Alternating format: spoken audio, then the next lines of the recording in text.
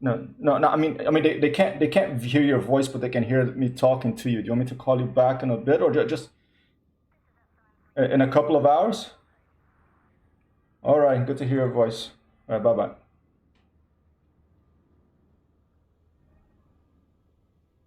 Shit, right when I'm streaming. He said call me in 2 hours, no problem. Because it's right, because I have a scheduled stream. Yeah, he doesn't want to be on the internet, so. Oh, I tried to call Bruce like 4 times. He wouldn't pick up, but it's all right. Okay, so hello everybody. I'm here. I'm live. Bruce just called me, but he didn't want to be on the stream. Just that was a coincidence. Okay, he called me at 2 on the dot 2 p.m. I know that Bruce is, he's a pretty organized guy, so he probably had 2 p.m. Call Simon, but I'll call him back. I haven't been able to talk to him for a while, so it's nice to hear his voice. I'll call him back in a bit after the stream. But right now, I am in Beagle 2 landing in the Acellus Primus or Primus, not the band from the 90s. I think it was the 90s or the 2000s maybe, but the system, it's a star system here in the Elite Dangerous Galaxy. And let's take a look. I'm gonna press M. Okay, I'm over here, all right? There's a bunch of stars everywhere. And let's turn off this route stuff because this is going to drive you crazy. Here's the Milky Way. There's Sagittarius A, the giant black hole in the center of our system. And I am right here. It's not too far from Sol system, from where we are in the real world. And I am here because I did a mission to deliver bromolite, which is a mineral that you use to create for technological components. I delivered like 43 tons of bromolite with the help of some friends to this some faction here in the Acellus Primus system. Primus or Primus. This is going to make me go bonkers. I don't know how to pronounce it. I'm gonna have to ask someone.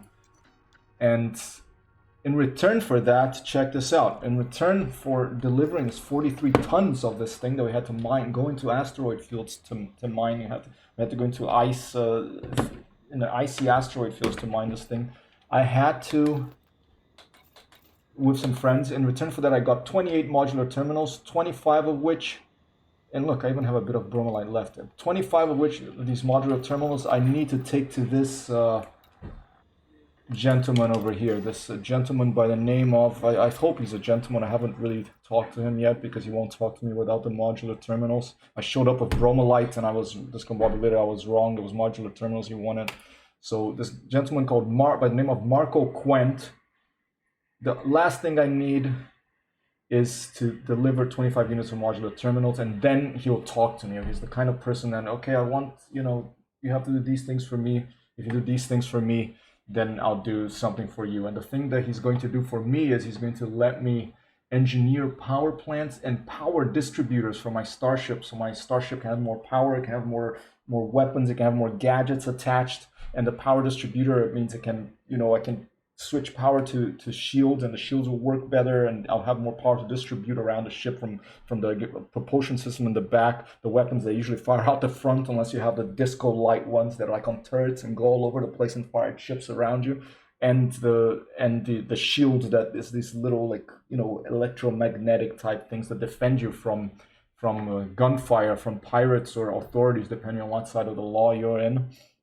And so I'm going to head over there right now. I'm going to take off from Beagle 2 landing here in the Acellus Primus system.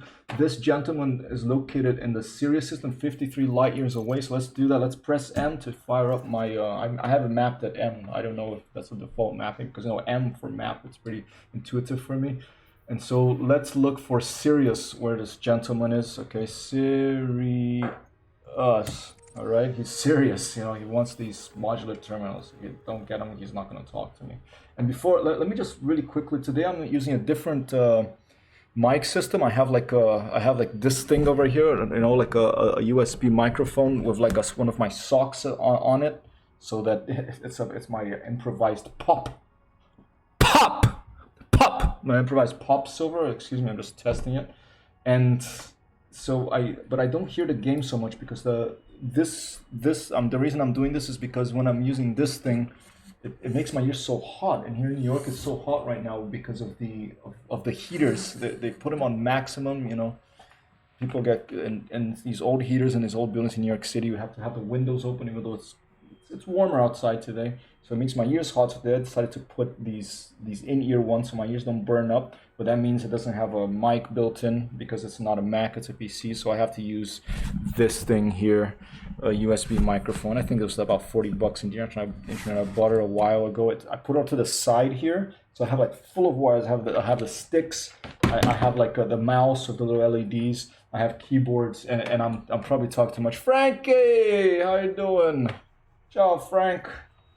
Got Frankie over in California here across the North American continent. He lives close to where future Starfleet headquarters, you know, the fictional Starfleet headquarters would be at.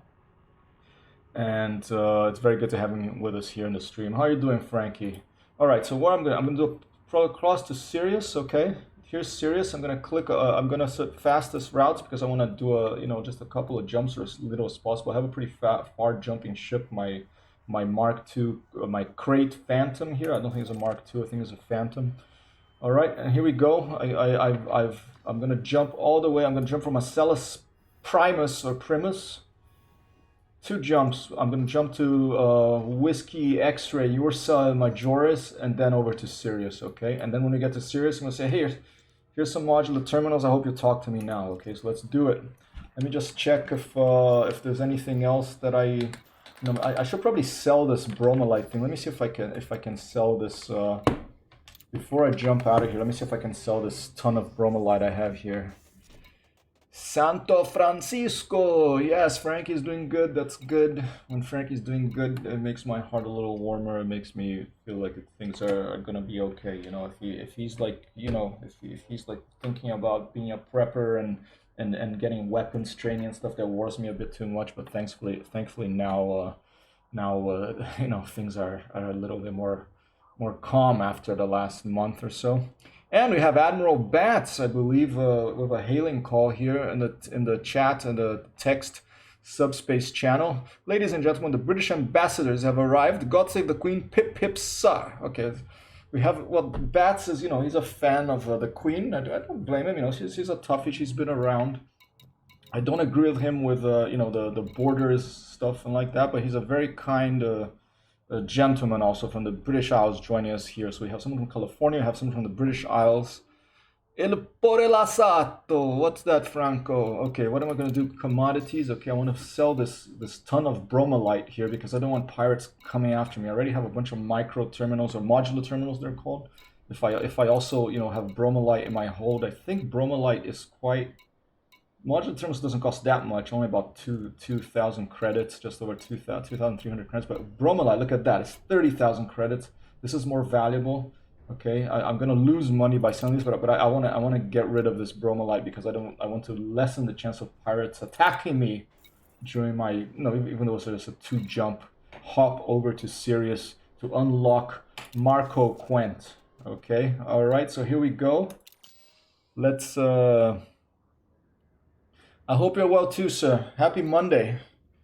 Il situazione è un po' più rilassata, è vero, Frankie. Frankie speaks Italian as well, so the situation is a little bit more relaxed. That's the translation here. Let's launch. Okay. How am I sounding to you two gentlemen? Am I is the game too low? Is my voice too high? Because I'm using a different system today. If it sounds a little like I'm too high, my voice too high, and the game's too low, let me know and I'll adjust that, because now I have like a manual adjustment here on this thing. Okay, let's give you a manual view here of ooh, hold up. Oh, stabilizer off. Okay, let's give a manual view here of this ship taking off.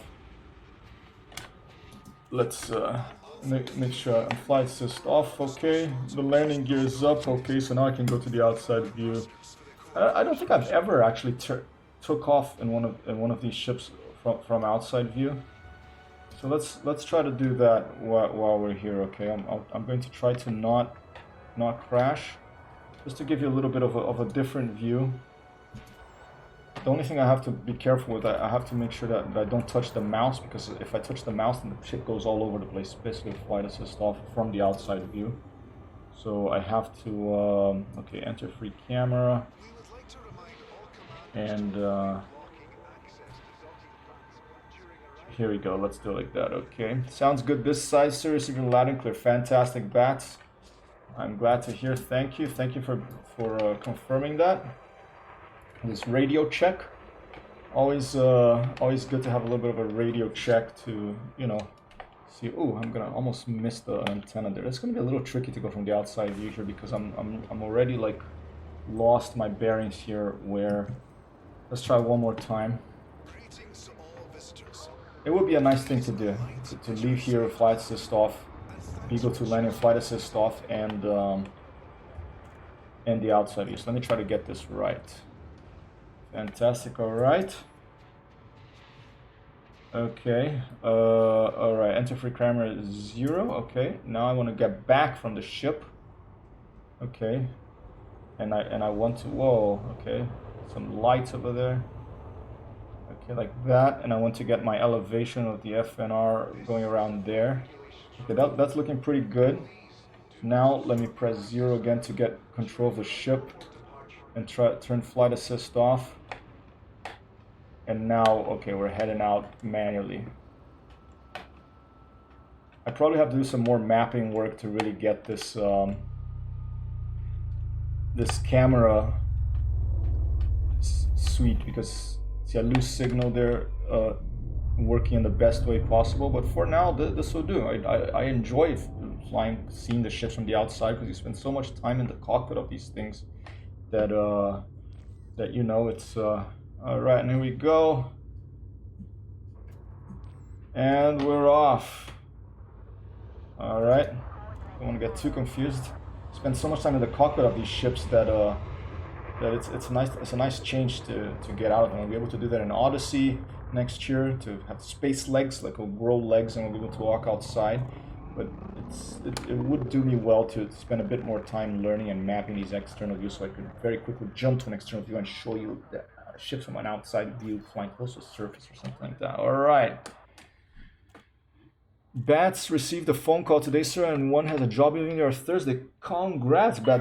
That sounds excellent.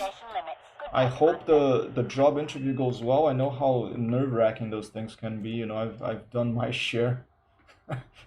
For me, I rarely get called for job interviews. I just like, they don't even call me for the interview. They know they do the phone screen maybe, and then that's it. But admittedly, also, you know, with the pandemic and everything, I'm not that surprised. Not that many jobs going around. I'm not trying to say that I'm a great candidate for a lot of things, but that's one of the reasons we need a basic income in the world. Is too many people and not enough jobs, you know, and we're going to, all these robots taking over the jobs, we're going to need a basic income to keep a society a humane one. If humane still means, you know, kind and fair to more people.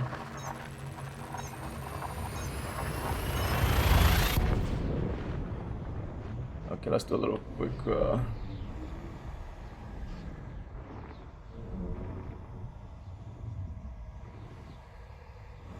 let's get congrats, Bat. All right.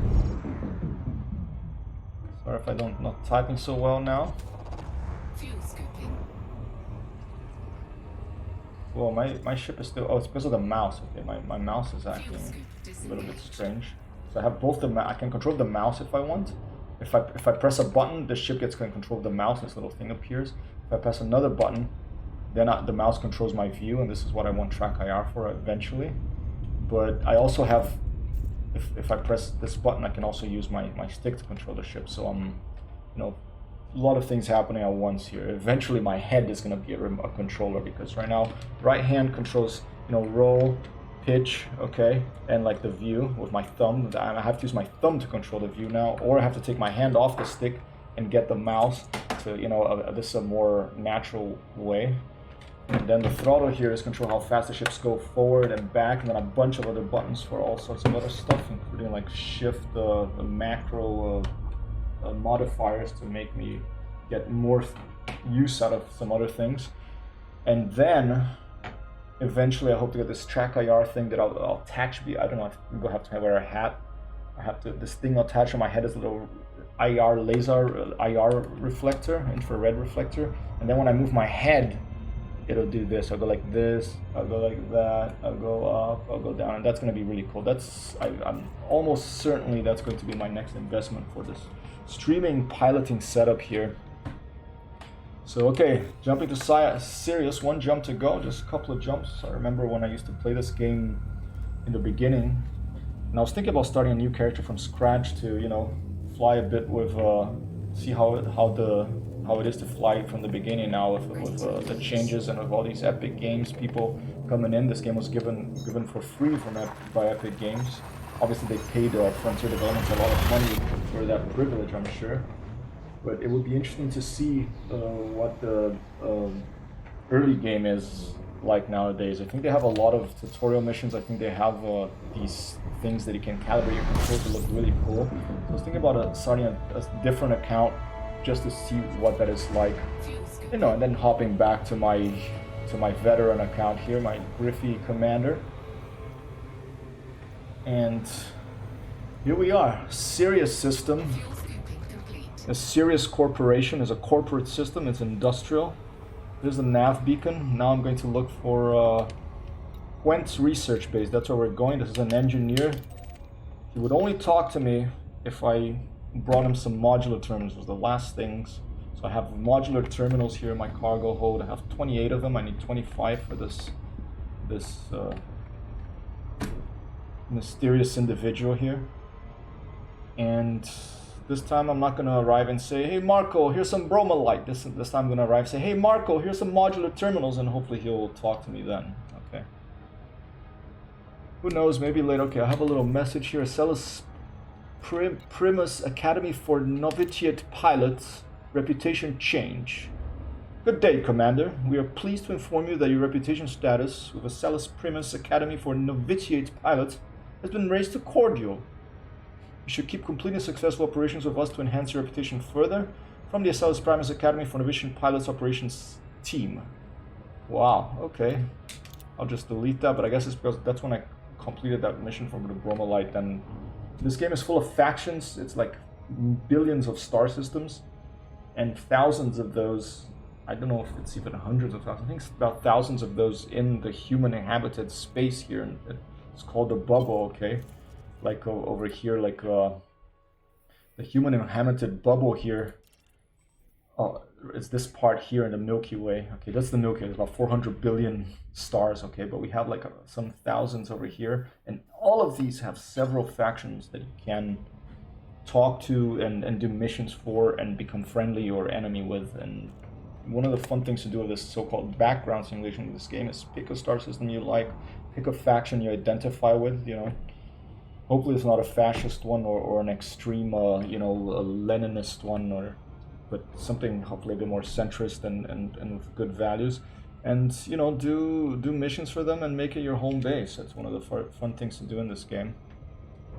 So, all right, 2,500 light seconds. Why do I keep going? Okay, I keep pushing a little to the left there. I don't know if I'm doing something with my mouse here that I'm not noticing. I can turn these orbital lines on and off. Let's keep them on because, you know, space is full of motion, and space is curved. That's maybe why the curve and, you know, like circles are sacred in so many, you know, human endeavors and religions and so forth. Because all motion in space is curved. Like everything is like spinning around everything else, and both like in visible space that we can see, gravity curves time, and then in the micro electro quantum dynamics world, there's like, you know, theories that things are orbiting others, which predict a lot of things. So it's crazy that in this game you can see all these little orbits. So like I'm in a big orbit here, and the Sirius research base is, I think, a binary star system, This is orbiting in this other crazy star here. I think, I don't know if it's called a quasar or what. Sirius B, Sirius A was the main star of the system. So this is orbiting this crazy star. And I'm coming in at it at an orbit too. So I can't just go straight at it because I'll start, the gravitational pull of this Quent research base orbital body will start pulling me. I'll pass by really fast because my speed will keep going up, and then I'll just miss it and shoot off. Okay, so I'm coming in a curved direction. I'm curving in, and that's how one trick in this game is to curve into places. Don't fly right at them like in most space games. Here you have to curve in because it actually simulates a bit of how gravity and gravitation works. All right. With a lot of artistic license, because we have a spaceship of lasers here and modular terminals on the side. Of the modular terminals, I think modular terminals are one of these. It's a phone. It's like a little module that has a terminal on it, a screen. So wow, I'm talking a lot of bullshit today. Okay, here we go. Quent research base, 3 million kilometers away. Let's get into the orbit here of this planetary body. Let's initiate orbital flight. Orbital flight engaged. Okay, the orbital flight has been engaged. That's not a bad angle. I'm not going straight down. I'm not having to like spin around like that captain in Interstellar had to do on that water world. Like spin around like crazy and barely not crash into the surface. It's quite an impressive place. It's on this Quent research base is on the ridge of a giant crater, and there's actually one of these on Earth, on the real planet Earth, and I want to fly there in Microsoft Flight Simulator this week. It'll probably be Wednesday, I forget. I think Wednesday is Microsoft Flight Simulator day in my schedule, in my current schedule now. But quite beautiful. This place, you can control out G to just show you without all this stuff, turn on with the orbital lines, and it can give you a little bit more of a, clean view here. And we're dropping out. Alright, let's turn things on again because I want to know what's going on. Okay, 159 kilometers away. I'm dropping out a little bit far from it. Although I'm still, glide is engaged here. Still gliding in. Let's take an outside view to take a look at the glide from the outside view. My Crate Phantom. It's quite a cool ship. It's a very interesting paint job because it changes color depending on the angle you look at. So from the front and the side here, it looks a bit like Fisher Price toys. But as you move to the front, it changes to this sort of green. It's a, I don't know if it's a pearlescent. I think there may be a name for this type of thing that, cars these days, like a car paint job in Grand Theft Auto Online, or maybe even in the real world, Okay, glide, boarding, okay, a bit too fast. I turned a bit too much, but that's not too bad. It's 40 kilometers away. That'll give us a chance to appreciate the scale and the size of this crater and of this the distances modeled in this video game.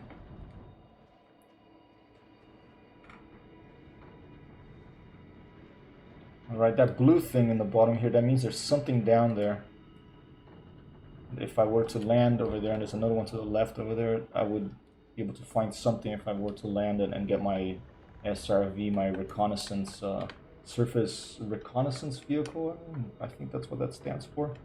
My little buggy, my little lunar buggy. If I went down there, I would probably find something with that. There's some radar signal was picked up, some radar signature was detected on the surface down there.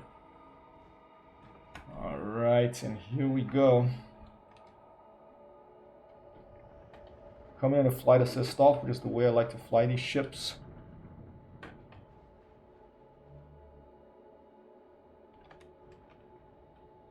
And when I'm about 10 kilometers away, maybe a little more from Quent research base, some sort of, usually these researchers are so busy and they're quite stingy, so they don't want to hire anyone, or here you go.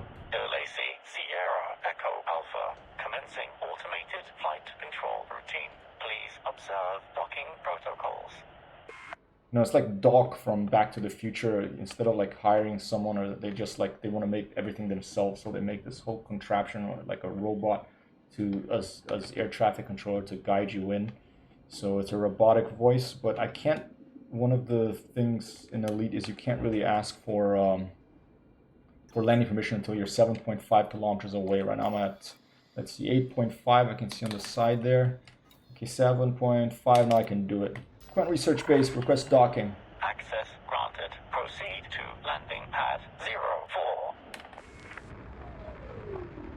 Quant Research Base. This is Sierra. What am I again? It's a very good radio protocol today. This is Sierra Echo Alpha. Solid copy. Proceeding to landing pad 4.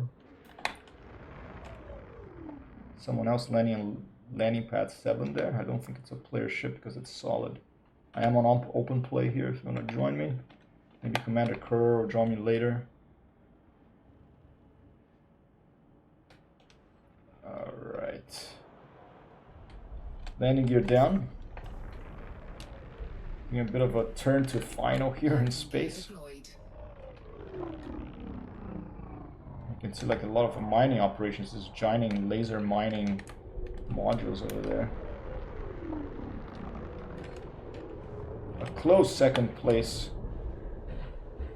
to track IR for my next upgrade for this streaming system is another stick, another throttle, because of the button of this throttle, one of the buttons, like up thruster, I have to press it really hard for it to work right now, and I fixed it once right now. I'm gonna try to fix it one more time. I have to dismantle the whole thing. Okay, right above, okay. Let's try to do an easy one. There you go, that's pretty good. Take a quick look from the outside. Touchdown complete. Engaging ship restraints. We're in landing pad 4 here, my Crate Phantom Seagull from St. Ives. Alright. Look at these things, some pretty crazy, let's try to take a better look at these mining things here. There's a lot of these details in this game that you often don't see because, you know, you're in a spaceship, you're going pretty fast, but if you get the SRV, the vehicle, the surface vehicle, you can see it more closely. But now, with the Odyssey update coming next year, we'll be able to hopefully get a bit closer to all these things. Okay, let's go in.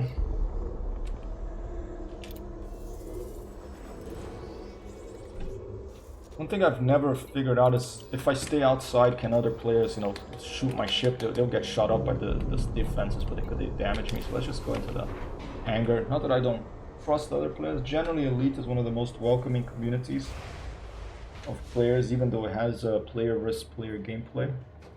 But you know, once in a while you find a renegade out there who wants to just, you know, cause trouble. Whoa, there's a boulder over there. Okay, I brought a boulder with me. Maybe it flew off from one of those mining operations to the landing pad. All right, Starport Services, let's go. Hey Marco, I have some modular terminals for you now. Okay. All right, here we go. Refuel. Engineers Workshop. Okay, donate. Delivers me some modular terminals, and I'll see what I can do for you. Here we go. Done with modular terminals. Donate. Here we go. And that was simple enough. Welcome back, Commander. All of a sudden, he's really nice. This is an ex-Sirius Corp tech girl, such as his technical talent. He's allowed some latitude of what he works on and who he works with, as long as Sirius Corp receive the appropriate recognition. They support his efforts by maintaining a significant base for him to operate from. Develop your relationship with him to discover another engineer. Alright, so now I can start modifications of this guy. You know, I'm at grade 1 access.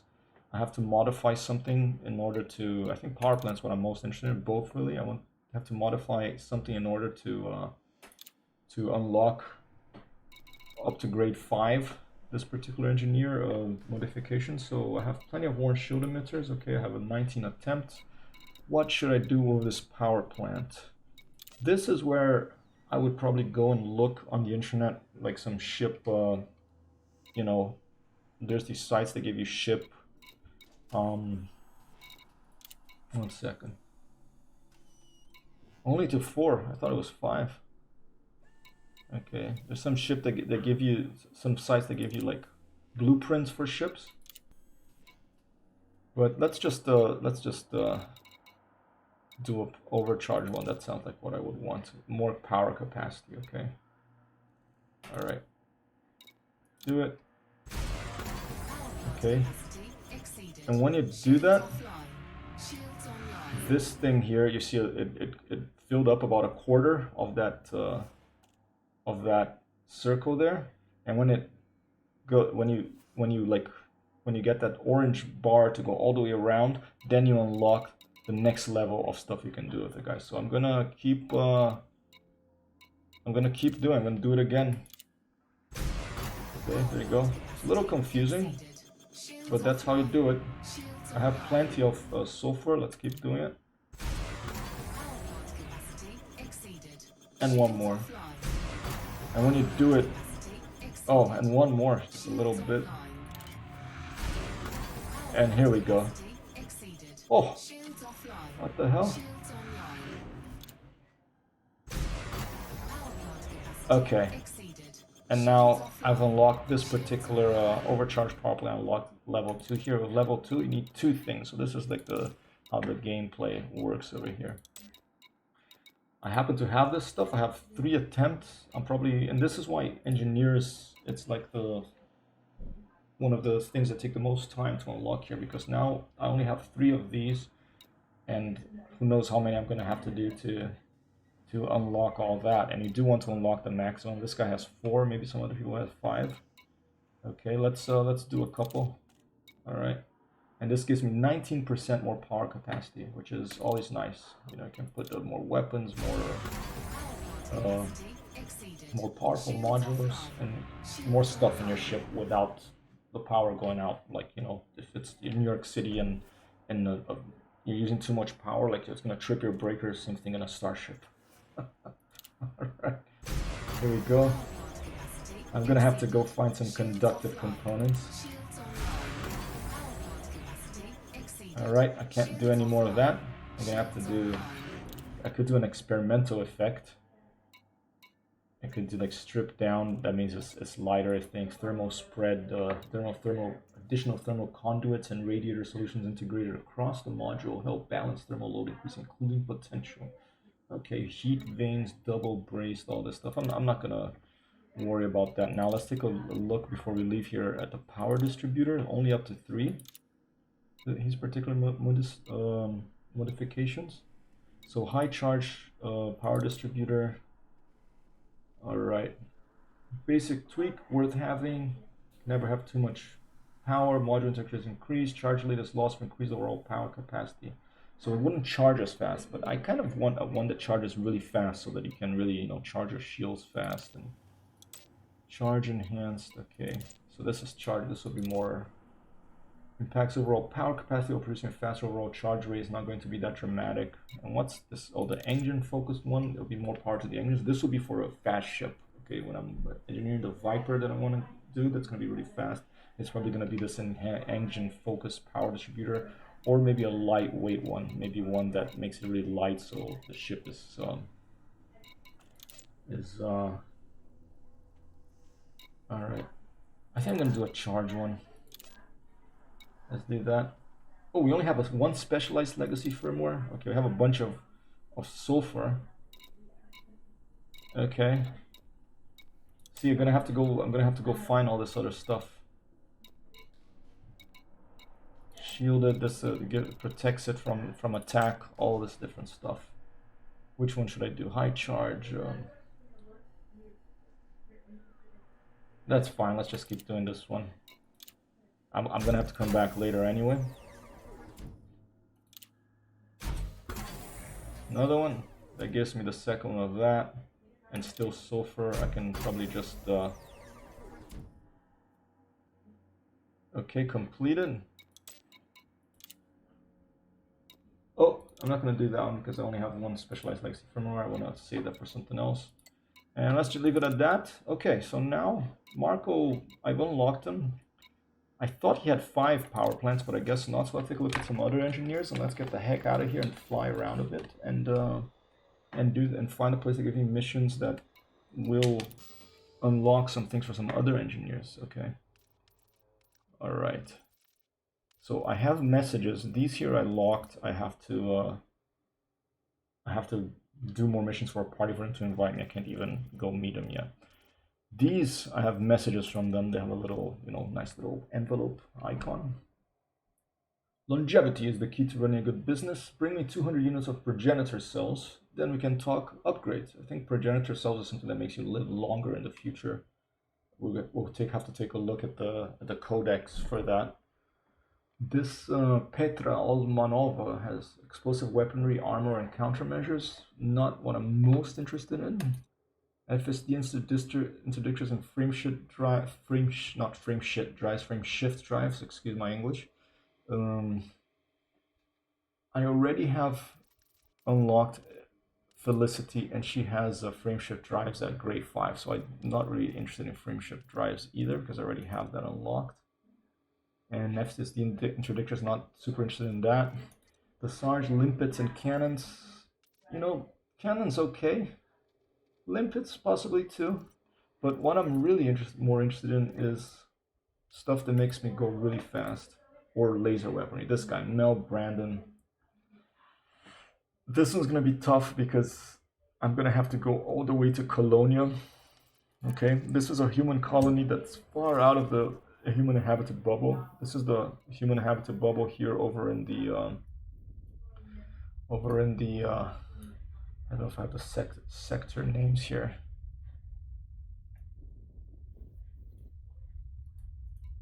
Let's do it like this. I forgot where to turn that on, but anyway, in this sector of the galaxy, Colonia is all the way over here. I could probably get there in one stream with my really fast jumping strip, but I'm not going to do that today. So instead, what I'm going to do is I'm going to look at... Copy that. Thanks for joining, Bat. And congrats on the job interview. I hope you want it and you get it. Okay, so what I'm going to do now is I'm going to look again at Felicity Farseer, because she has engines and thrusters and frame shift. That's the main things. The engines and thrusters is what I want to make a really fast ship. Okay, let's view the Plint Broomprint that I have. Okay, I have that one. Just the range. Okay, I'm going to have to go visit her because I could find missions for chemical manipulators, but I'm not so interested in FSD range now. Now I want to make a really fast ship. I want to make a really fast Viper in local space, that I can get into trouble and then out of it very quick. So let's plot a course to Felicity. There we go. I'm just going to plot a course directly to... Let me open the system map and plot a course directly to her base. And we're going to go there, see what other blueprints, what things we need to unlock those engines and thrusters that she has, and pin them and do missions that will give us the stuff we need for those. Okay, just double check one thing. I can't even see the thrusters, what kind of access. I don't think I have any access, so I have to go there and talk to her. I can't see it from here. So okay, I've set the course.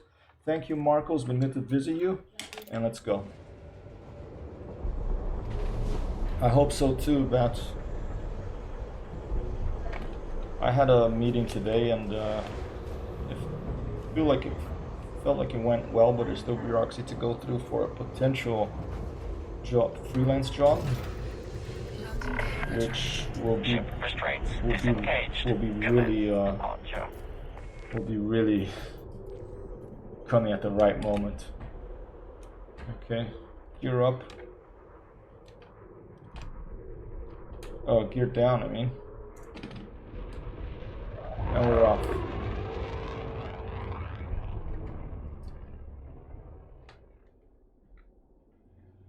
With my crate Phantom from an external view here.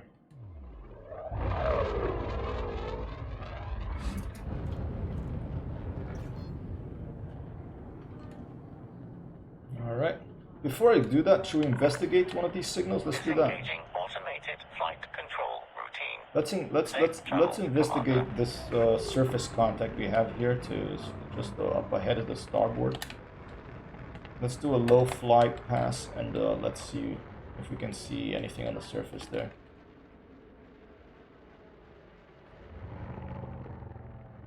Should be directly ahead. See, one thing, even despite all its bugs, one thing I do like, I like in Star Citizen and Microsoft Flight Simulator, and I miss when I play the games that don't have it, is the ability to zoom in, like ability to zoom in here into the landscape to see if I can see anything from far away. But in this case, we're just gonna probably have to do a fly past, maybe land of the SRV and find whatever this is with scanners, with the scanners on the SRV. Let's take a look. Okay, landing gear down. Quite a rough landscape here. Gear deployed.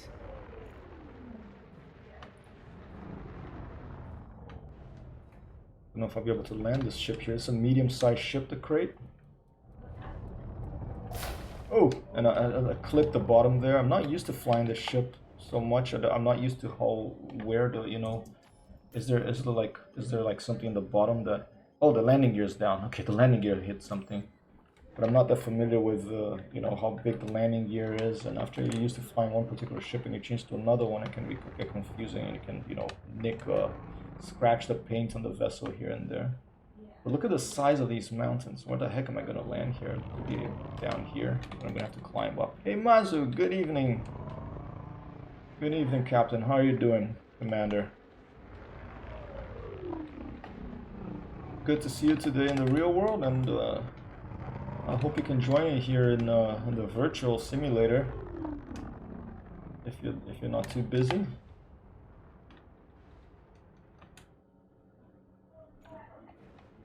So we've got it, Italic Peninsula. We have an Italic Peninsula contact here on the chat, on the text chat channel. We've got a British Isles contact, and we have a California contact simultaneously here on the chat channel.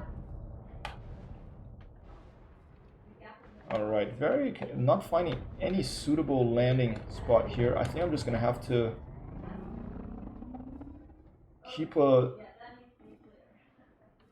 See, one really cool thing in Elite is it does have bearing on the top there. You can see on the top of that 55 there. I'm at 55 degrees. That's about you know, northeast.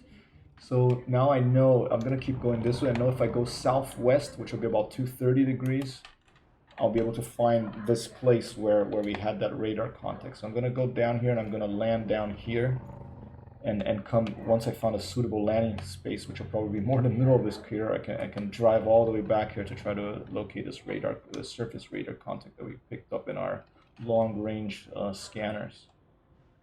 But really not finding any suitable place to land close to where the radar contact was. So let's fly down to the bottom of the crater.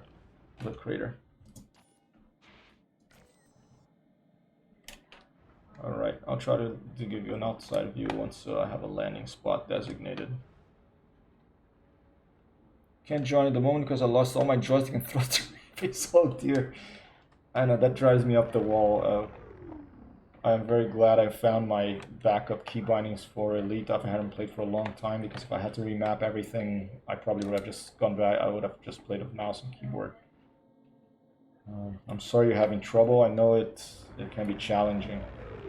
There's so many commands and so many buttons in these joysticks, and then when you add, you know, the modifier keys, so that if you're holding one button in the throttle and then it changes what it's like, kind of holding Alt and Shift on the keyboard, you know. Oh, here we go. There was a little suitable spot there. Then it gets even more complicated to map stuff. I think I found a suitable spot right here to land. One of the challenges of ships that are not small, of the medium and large ships, is it's much harder to find a suitable place to land on the surface of planets. There you go. Here's one. We found one. I'm gonna just have to land from an internal view here because, you know, and I'm gonna put a flight assist on here because I don't want to go crazy here.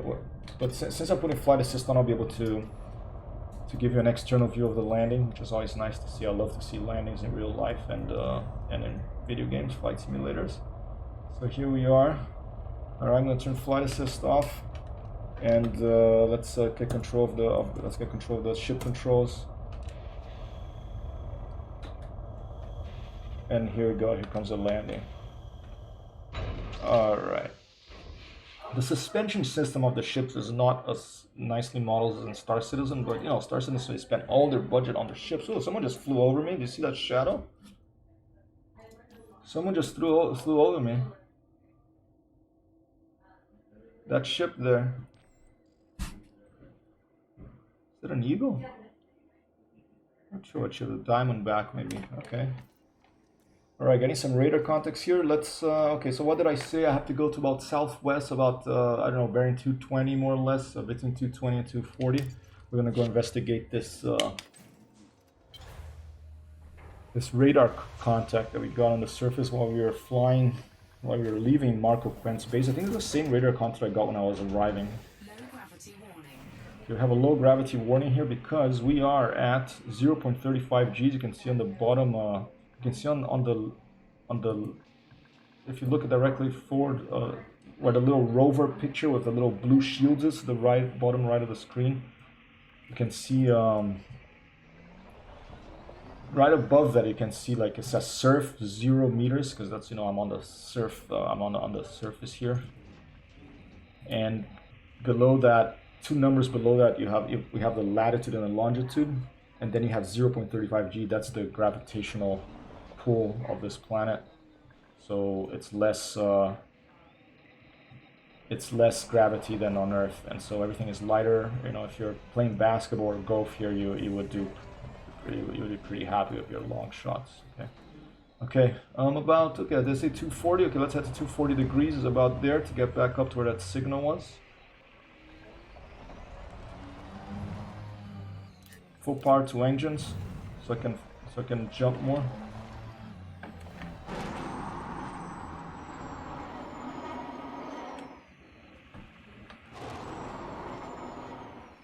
And I'm going to try to give an external view here. Let's try to drive a little bit of an external view. All right, here we go.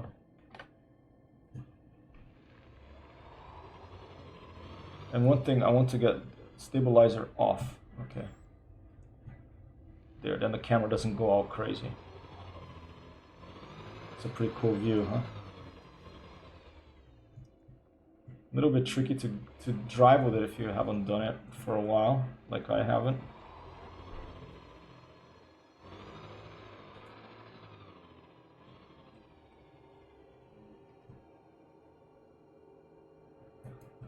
Okay, come on. And get the camera a little bit closer. So I can hear, I like to hear the SRV, what it sounds like.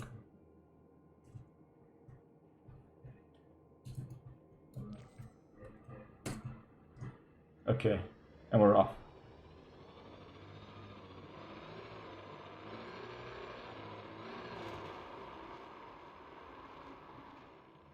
You can see the sizes and the distances modeled in this game here.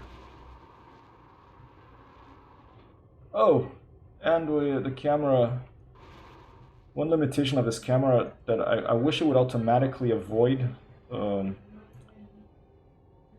land, but you have to like really manually control it, because if the landscape occludes it, then you get that lost signal. Some lights on, have the highlights. I do have my thrusters, that's why I put full engine to power, so that I can you know, press the thrusters as much as possible. It is 0.35 Gs, so even if we fall from pretty high, you know, we're not going to blow up, because the gravity pull is not as strong here. The velocity that we crash down is going to be lower. A lot of fun to fly. I mean, this is something from the earliest video games, the earliest video game, I think 1968 maybe?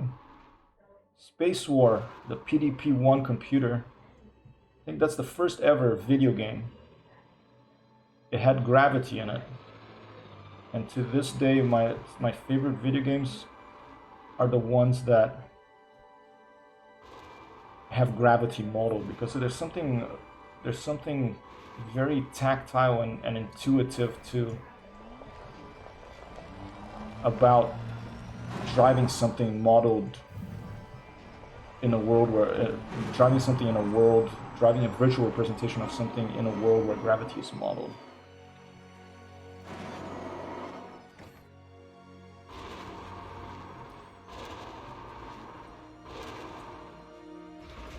Oh, camera, having trouble with the camera here. Let's try to get it down. Okay. Let's try to put it behind it. Maybe that'll have an easier time like that.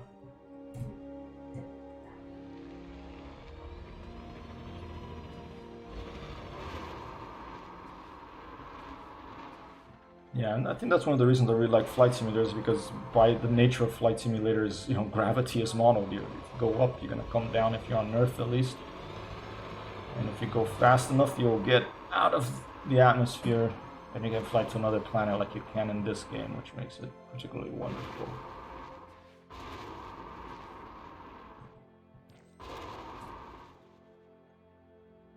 Chassis integrity Oh, compromised. I was too hard there. Okay, let's go back. Let's stay in the internal view for a bit. And let's keep going to 260 degrees. This is pretty far. I think that came all the way from up there. Now, my ship, once you're a certain distance from it, it automatically takes off, you know, and goes in orbit by itself. This is something they did so that, you know, players wouldn't, I think for a couple of reasons. One of them is so players can't find your ship and just blow it up easily. And another reason is then you can call your ship from somewhere else and it'll come pick you up. You don't have to go all the way back and try to find it, because these landscapes are huge. It's pretty easy to get lost, especially at night. Okay, we're lucky that it's daytime here in this in this particular orbiting body at the moment. I don't know if it's orbiting the star in a I forget the word, where it like kind of like the moon around the Earth. It orbits the Earth and you always see the same side of the moon. There's a name for that kind of orbit. And if this is orbiting the sun in that same type of orbit, it would mean that it would always be daylight on one side and always night on the other. The odd thing to think about, because we're used to, you know, the Earth spinning, and so we have day and night, which defines a lot of the life on this planet. Mazu 1984 message. Also, I can't join you because I'm reading all the terms and conditions on my gas supplies to the issues you know of my flat. Oh dear. If you need help with the forms, let me know. I'll help you. Okay, Mazu. You know, it's probably a good idea for you to keep a close eye on those terms and conditions, because I know that gas utilities in Europe can, like, you know, they charge you an arm and a leg. I've had trouble with them when I used to live in Europe, for sure. Okay, let's take a look at my... I'm getting some readings on my radar here. Okay, I have readings coming from this direction. Be moving.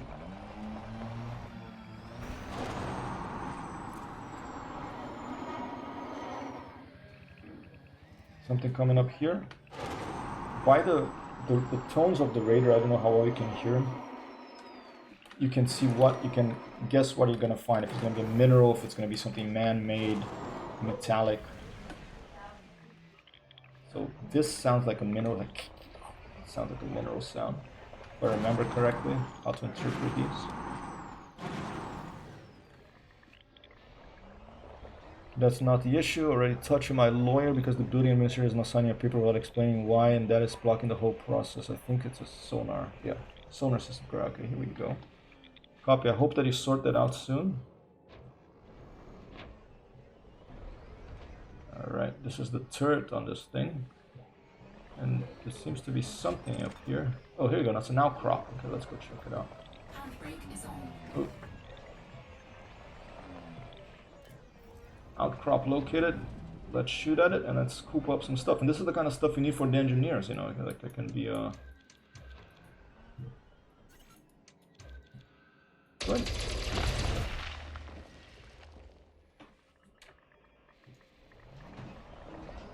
Let's open up the cargo. What was it here? So many buttons. Cargo scoop deployed. Some iron. Okay.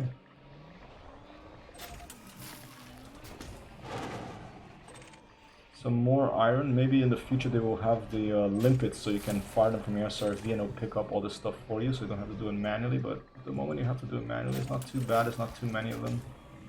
Some iron. Always useful to have iron to repair your ship. And so far we got a little piece and we had actually to use that for the Marco Quent over there to unlock some stuff. Tell me about the many buttons.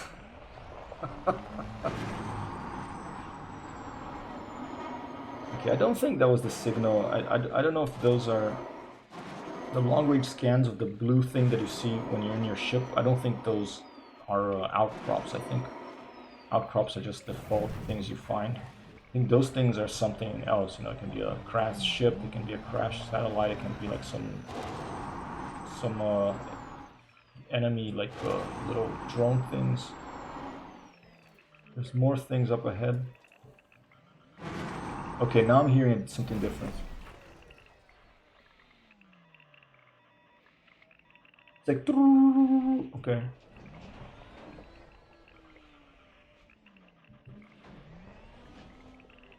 Yeah, it's coming from this direction. Okay, let's keep moving.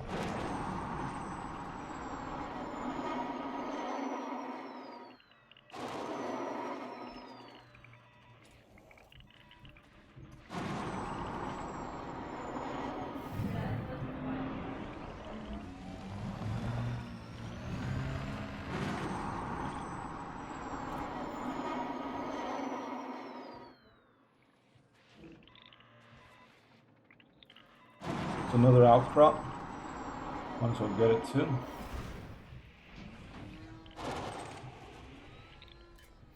Switch the turret.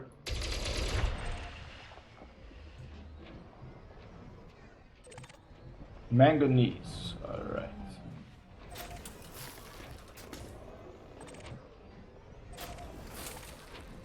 Germanium. Fantastic. Anything else? That's all. Okay, let's stop and listen again. Choo choo choo choo. Coming from here, let's go.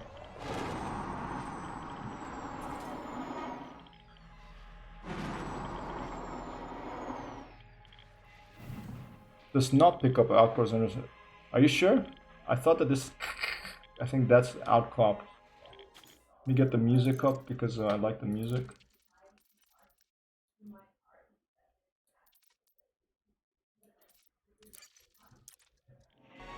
Right, tell me if it's too loud, okay?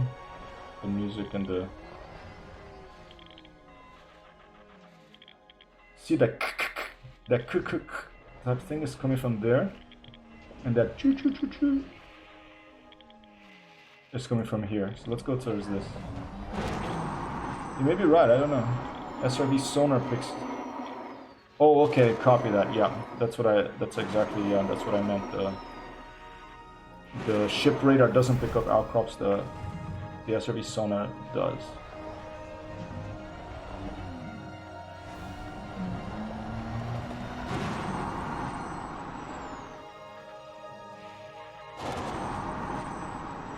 Approaching something over here, some sort of man-made signature. Must be an outpost of some kind, copy that. I'm gonna approach carefully.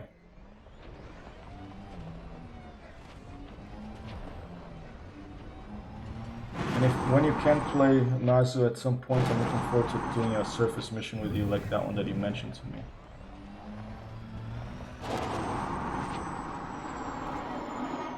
Oh, something here, okay. New contact.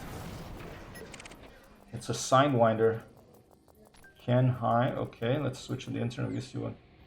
It's a wanted Sidewinder, serious silver mafia. Dangerous.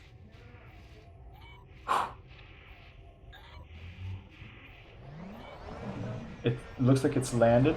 Let's approach it. I don't think I'll be able to shoot a Sidewinder out of SRV, so I think I'm gonna call my ship over. Whoa! Oh! And we have like something guarding here. Sentry skimmer. I'm gonna fire full power to weapons.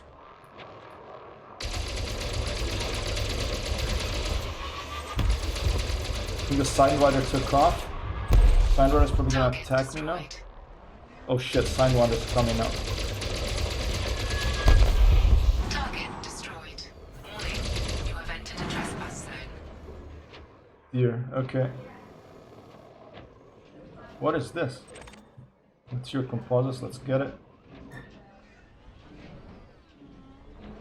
I don't think he'll be able to shoot me, right? Oh, he's trying. Under attack. Oh shit, okay, he will be able to shoot me. Let's get out of here. Trespass zone cleared. Alright, I hope that some authority ships comes and helps me because I'm gonna get blown up here. I'm gonna call my ship as soon as I can. Ship recalled. Chassis integrity compromised. Shit. Alright. Full part to shield.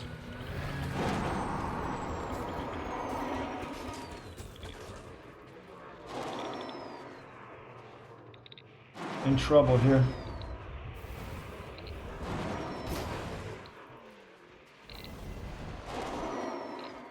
Where's my ship?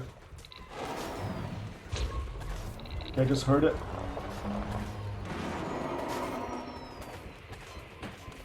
Under attack. If I can get to my ship, I'll survive. If I can't, I won't.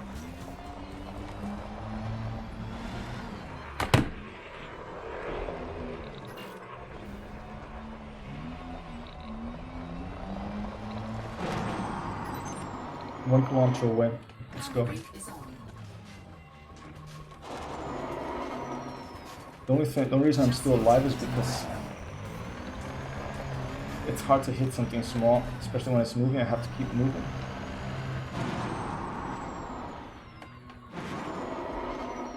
Hopefully my ship will start firing him with its point defense. I think it has some point defense stuff in it. Really hard to fly this when you're getting shot at. And when you get full power shields. Oh, I think the authorities are arriving.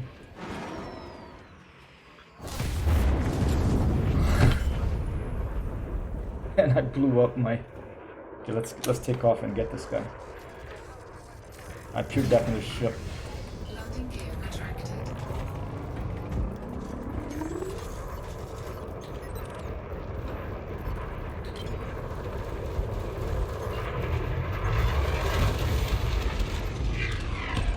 Oh, and they Target got him. destroyed. Damn it, he blew up my SRV though. Okay. Not too bad, I managed to survive. Well, not in the SRV, but thanks to the authorities. A Python, an Eagle. A Python and an Eagle came to help me. Jeez, okay. Okay, dangerous. I hadn't seen that before. I hadn't seen a ship that would attack you that was landed.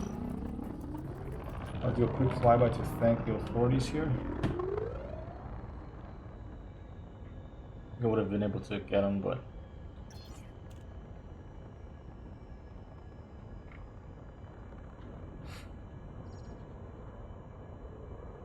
thank you.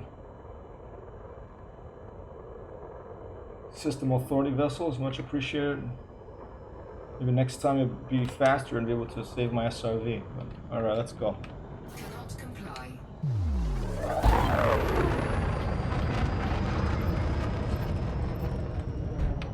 Cannot comply. Ciao.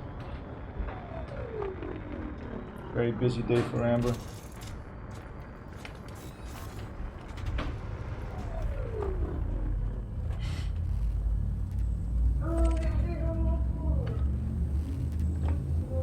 Lots of signals down there, but I'm gonna get the heck out of here. I wonder if it's possible to take out a ship from the SRV. I don't think so, right? Because you only have one type of weapon. You have that laser that's like doesn't even put a scratch on their shields. Maybe you have several SRVs, you could have a chance. Mazu sends his regards.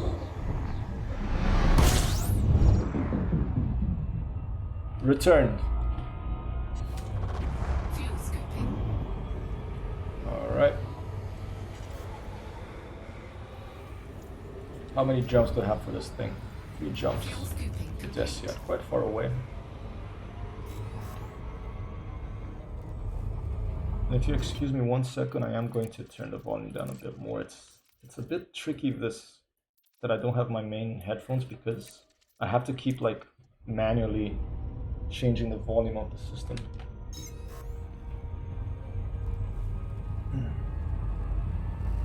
Much appreciated.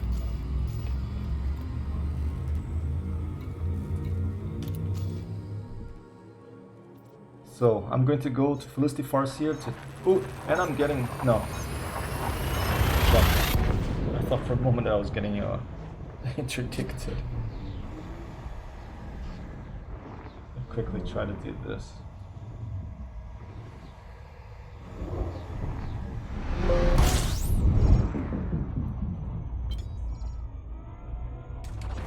Fuel scooping. And the nice thing you can do in Elite as well that I sometimes forget about is you can really Fuel scooping complete. modify, for example, like this fuel scooping thing, okay? It can get old if you listen to it over and over again, so you can actually go to audio and you can go to voice volume and for example ship voice volume, and you can, for example, power and temperature, flight driving and frame shift. You can turn off what you don't like. So here you go, cargo and fuel. So fuel scooping, you can go like that to turn it off. So when you get close to the star, the ship doesn't tell you full fuel scooping. I'll leave fuel scooping complete because I like to know that. And so the next star, we'll check it out now. When you jump to another star, you won't hear that over and over again. Another feature, you can actually buy other voice packs, and I think there's one with Commander Data narrating, or perhaps Captain Picard, or I forget. So that's a pretty cool feature. A very advanced sound engine in this game, from the smallest little sounds to the voices to everything in between.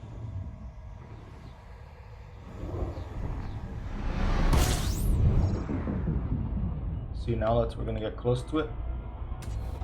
Okay, she didn't say fuel scooping. You can hear the. Okay, there is a sound, and you can hear enough fuel up there, and the heating. So I know it's fuel scooping. The fuel scooping complete. I hadn't turned that one off. So that's a nice feature, especially when you're out in the black. You know, if you're driving really fast and really far in space, the continuous voices can get old. I turned off the frame shift drive engaging 3, 2, 1 thing. Ooh, getting a bit hot here.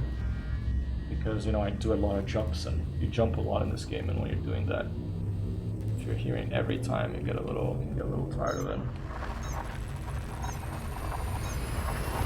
So, some fine-grained settings options in the sound. And in the controls, as Mazu can well tell you. Mazu 1984 in the chat here. Alright, here we are, Farseer Inc. Incorporated. Felicity, I think she was the first engineer I unlocked.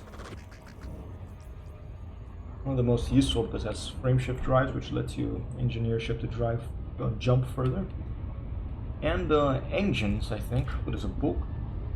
There's a bulk cargo ship here. That's pretty cool. Samson class bulk cargo ship. So check this out real quick. Let's check it out. I haven't seen one of these before, I don't think. I don't think it's a player character. It says bulk cargo ship. Samson class. They've added so much to this game that I have seen very little of it. I haven't found any space anomalies. I've seen very little of these giant ships. So always nice to see, to visit something you haven't seen before. We do have a couple of player. I think those are player aircraft carrier. Yeah, ship carriers there. Oh, just missed it. I was fiddling with the orbital lines.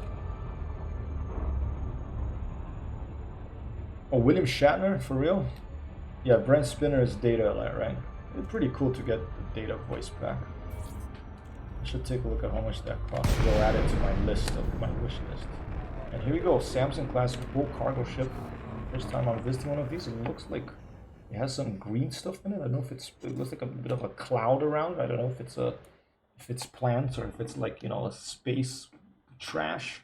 Maybe it's a giant trash truck, a giant sanitation vehicle here in orbit of this. What is this? Desiat 3 planet. Mayday! Mayday! We've been attacked by Thargoids and need to make emergency repairs. Can anyone help? Oh, that's Thargoid stuff. I guess I could help him, but I don't have anything to fight Thargoids. Is there anything I can do? Let's see. Well, I'll tell him okay.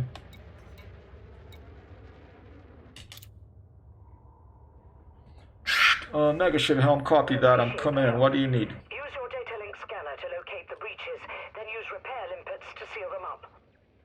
Oh, this is awesome. So if I don't have repair limpets, but if I had repair limpets, I could help this.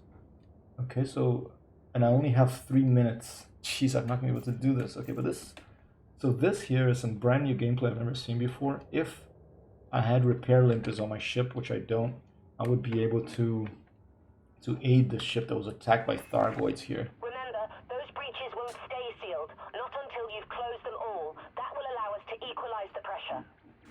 This is really cool. I'm sorry I can't help anymore. It makes me feel really bad, but let's take a quick look at, I think this is one of the breaches they're talking about here, perhaps. Let's just take a look at,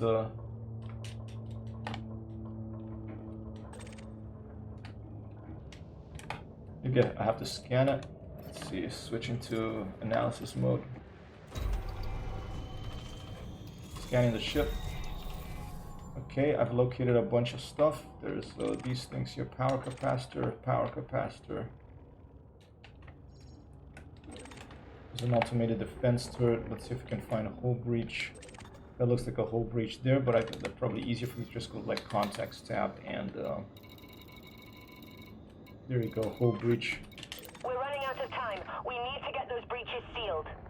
I'm really sorry, Samson class bulk cargo ship Romeo uniform Foxtrot -707. I do not have any repair limpets or repair limpet control on my ship, so I am terribly sorry. I'm not going to be able to help you right now, but I'm going to head over to another system and come back as soon as I can or make a mayday call on your behalf over there, alright? Take a quick look here so you can send some images here from the outside, see how that's looking, and hopefully that'll give you some more valuable information that you can use. I'll be back as soon as I can.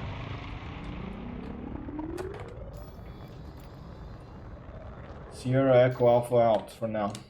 Alright, too bad, couldn't help him. Let's go and let's see if this...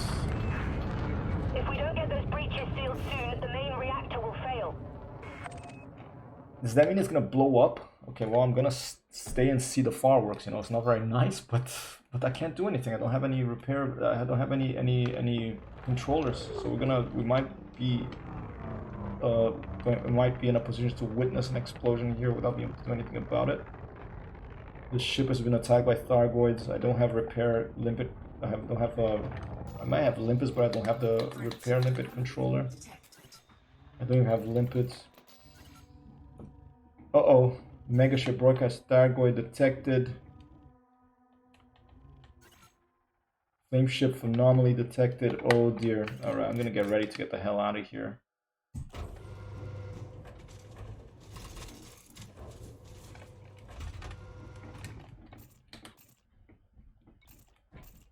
Just keep an eye on this thing.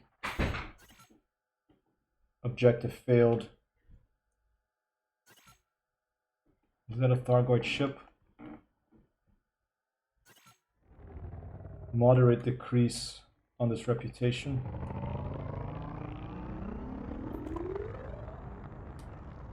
I see explosions happening there. I don't know if this is a Thargoid ship.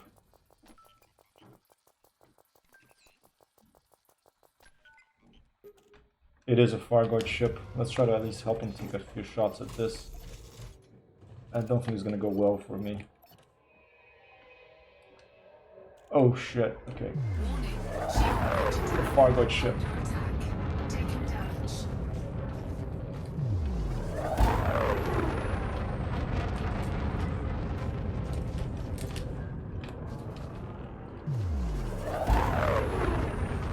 Okay, I'm getting the hell out of here.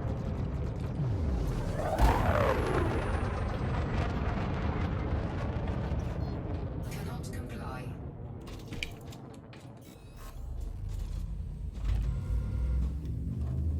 I need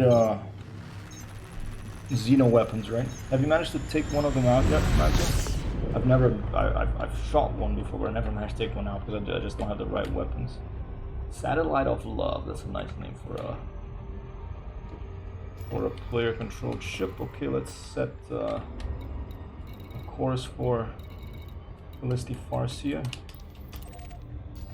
And now I want to make a ship that has repair limpets and do those missions. That looks fun.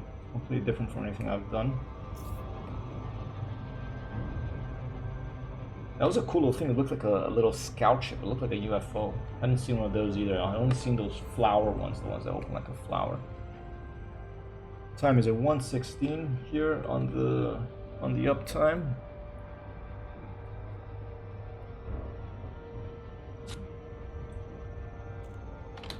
Okay, I have a ship coming up behind me. It's a dolphin. It has deployed weapons. Don't know if it's going after me or something else.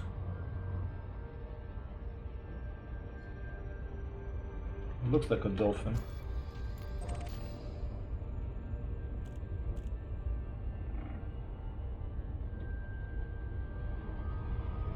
I have a Galactica, a bunch of player-controlled carriers here. There's a pretty little pink and cream moon orbital body.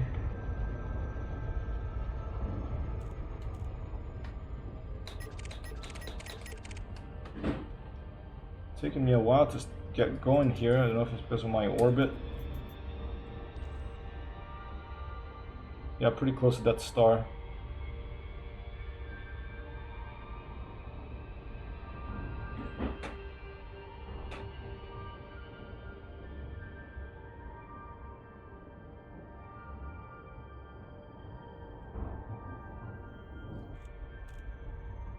Finally starting to move. And have this dolphin to port. Maybe just scanning, probably just scanning a planet. That's why the hard points are out. The little triangle. You can see right in the center here, this way you can't see them now. When it's a square, it's like wireframe square, it's a player ship. And it's a wireframe triangle, then it's a player ship with hardpoints deployed. Hardpoints could be weapons like the frameship interdictor. When you're in Super Cruise, it can be frameship interdictor or, analysis probe. I think probes make you deploy hardpoints too, if I remember right. You can look around in my cockpit here. If I had VR, I could turn my head and look at the back of the cockpit. Elite Dangerous Odyssey update. In the beginning, it will not, from what I understand, it will not have ship interiors model yet. You won't be able to get out of your ship and I think surfaces. Probably not in space yet. Eventually, hopefully they will add that. Buon appetito, ragazzo. I hope you can solve your button mapping issue. Join me later or tomorrow. I'm gonna stream for another 40 minutes probably. And then I'll be back later tonight for a random game in chat. Maybe some Ghost Recon Breakpoint, maybe something completely new.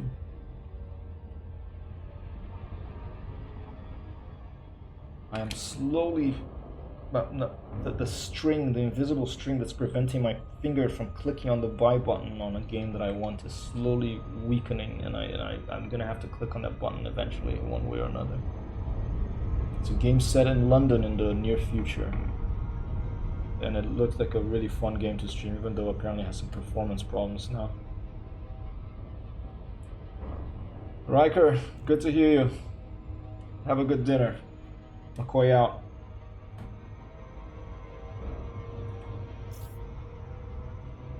Right, very slow little trip to Farseer Inc. here. I haven't, frankly, I haven't really been paying attention to my trajectory.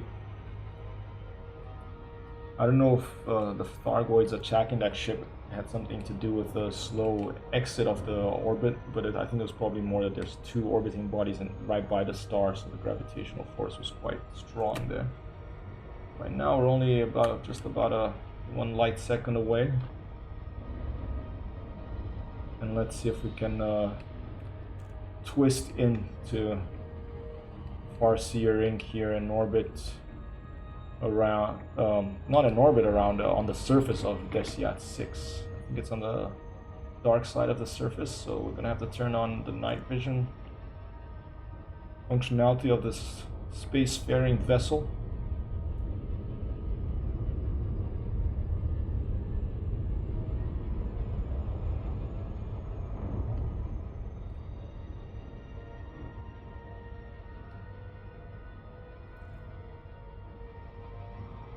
Orbital flight engaged. Orbital flight is engaged. Alright, I'm going pretty fast, probably too fast. I'm gonna try to spin in. No. Integrity compromised. And I damn it, a little bit of hull damage, 96 kilometers away. I'm just gonna fly in. Let's look to my right, starboard side, and let's turn on night vision because I forget what button I had mapped that to. I'll try looking at it now.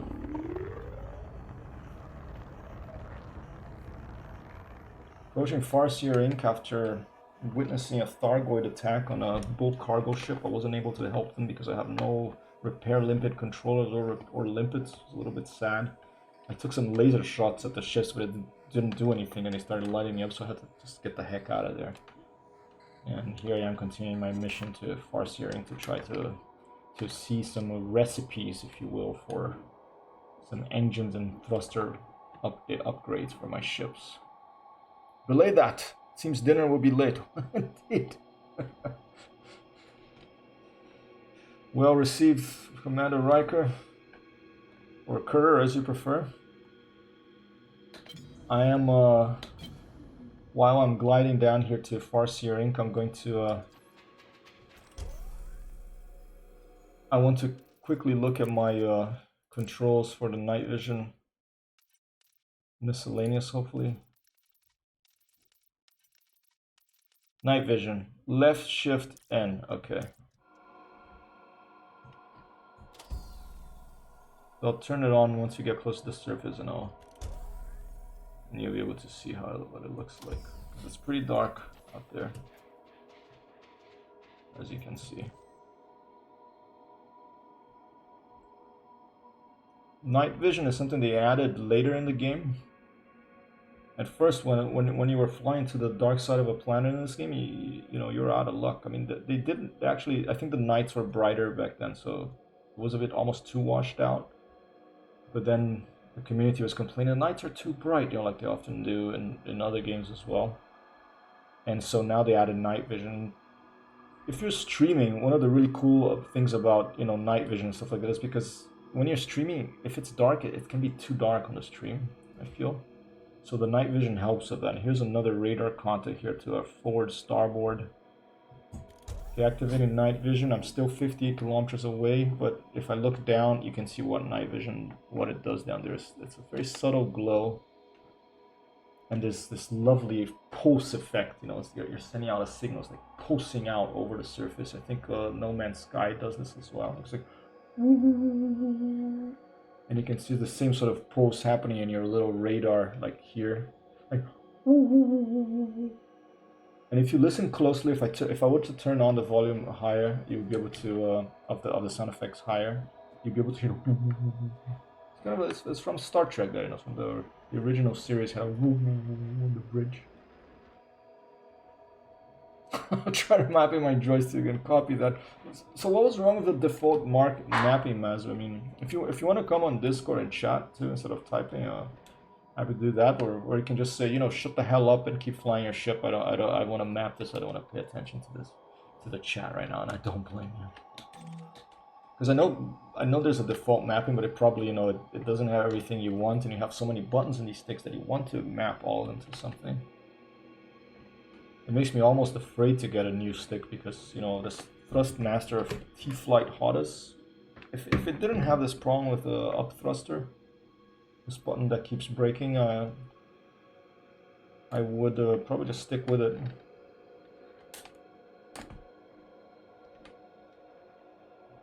So with night vision, without night vision, quite a difference.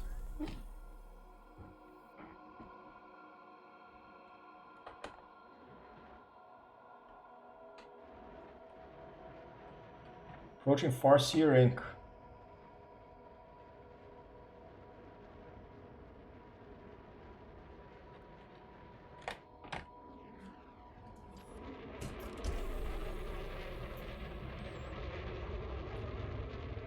In my crate Phantom. A little bit of a hiccup there on the thrusters.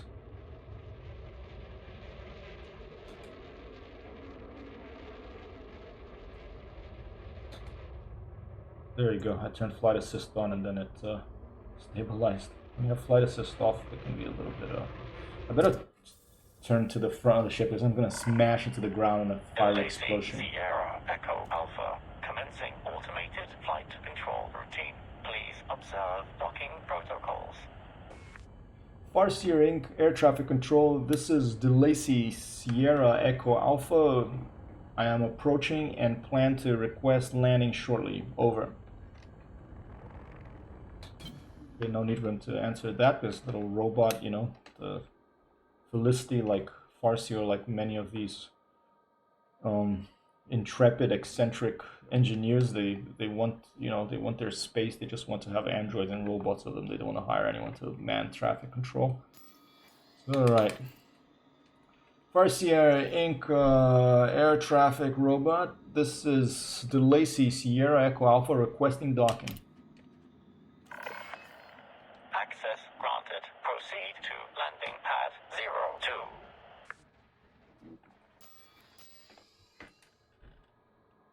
Farseer ATC, solid copy.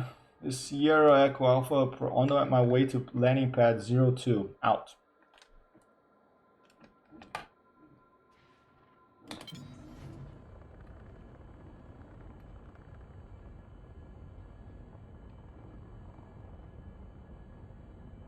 Quite a steep ledge here.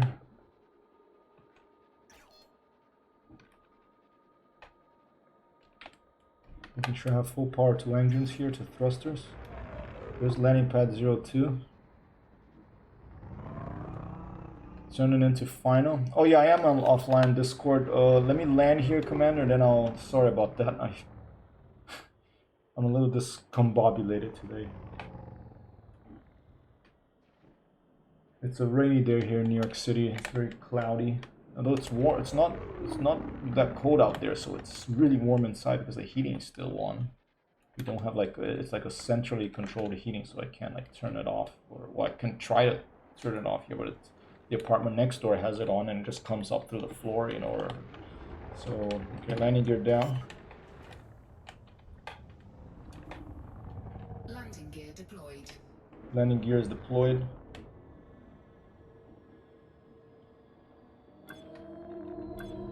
Oh, scary kind of sound effects here in this industrial type research station.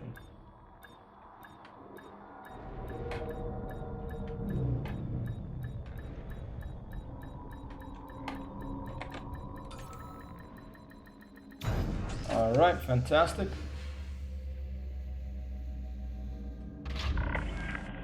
Touchdown complete. Engaging ship restraints. Your arrival has been noted. All right. I'm gonna quickly, I'll tab here to Discord. See if we can get Commander Kerr in a different subspace channel, not the usual elite one. A different subspace voice channel.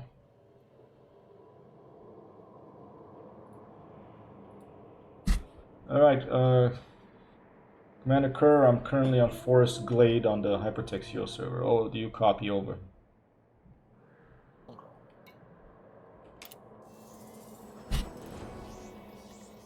Loud and clear. Fantastic. How are you, Commander?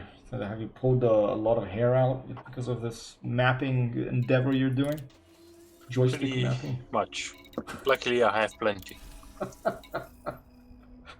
Fantastic. Well, I'm sorry you're having so much trouble, and I hope that it gets sorted first. I know how annoying and challenging that can be. Yeah, I reloaded let's say the what's it called, the configuration that I found online. I mean, it's on the support website of Thrustmaster. Okay. So, but it's really weird. Like, trust me, it's frankly speaking weird. So it's basically software you have to keep turned on in the background for the joystick to work properly, for you to map it the way you want. Is that the case? Pretty much, it has this interface, and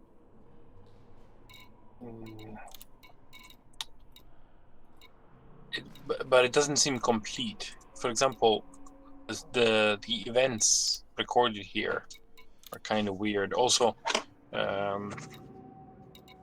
as I mentioned, there is this switch that you flip up or down for Okay. the cargo scoop, or for the cargo scoop. Okay. And you have to flip it twice each time to have it, working properly. Because now I'm seeing it, there is only one event recorded when it's technically speaking on. Okay. There is nothing mapped when it's off. So I would have to map it, but having to do it while on an existing scheme, it is somehow harder than doing it from scratch. When you do it from scratch, then also you get lost because there are so many buttons and so many things. Okay. And I get very confused about the series of options that you have between, like, the type of command the type of event, that you're creating. Okay. So, I mean, I have pulse, hold, press, and release. Now, the ones that I see here are all pulse. Can you repeat? Is it three or two? Is it what? Press and release, pulse. Is there another one? Hold Hold. Okay. is the type of event. So it's not hold. Hold, H-O-A, yeah. Okay, it's good. I bet for if you just want to press one of those switches and have the landing gear go down, pull one of those switches, it's gonna be a press and release, I believe. What was the third one? Hold, press and release, and pulse. Oh, it'll be pulse, Yes, probably. but Actually. pulse is it. Yes, but then I would have to set it for both the up and down event. Okay. But then again, it doesn't work properly because there are other things that don't seem to. Because, for example, here it says EA con and EAC on and EAC off. Okay. And it's both for the cargo scoop, and it's mapped. But when I go in game, then it just doesn't work. And you have the software running in the background, and it just doesn't work. Yep, it is running. Huh. I loaded I launched the configuration, and it's running in the background while I'm playing. I even, since I have luckily a big screen, I windowed Elite Dangerous on one side, and I was trying to have this, working side by side, but still not much luck. I don't hear know. you. That sounds annoying. Maybe. I mean, it's a very, mapping is very. It's a very personal thing. So, I know that everyone has different preferences. The way I did mine is I started from someone that I admired the way this pilot flew a lot, and especially flight assist off, and so I used that as a beginning, and then the rest I basically made it up. But I didn't have to run a separate software program for my stick.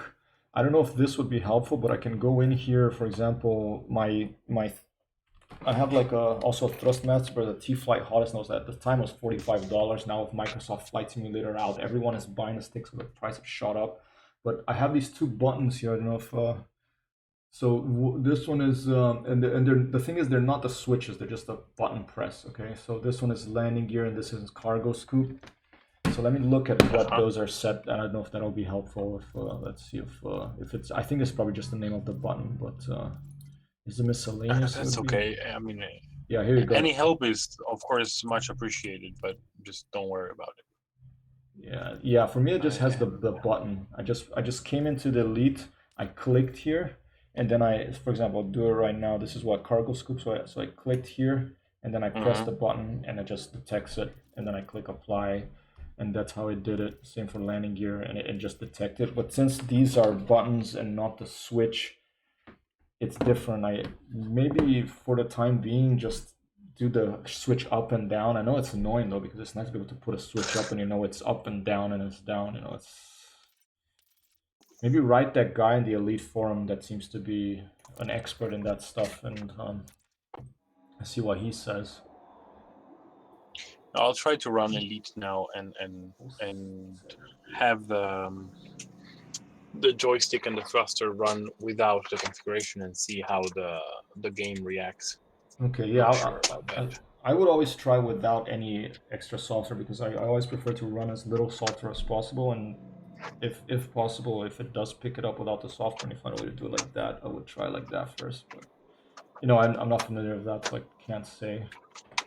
In the meantime, here, just to keep talking, I'm going to find some small settlement data point networks to find specialized legacy firmware because I only have one, and I'm going to need more to get these dirty drive tuning modifications up.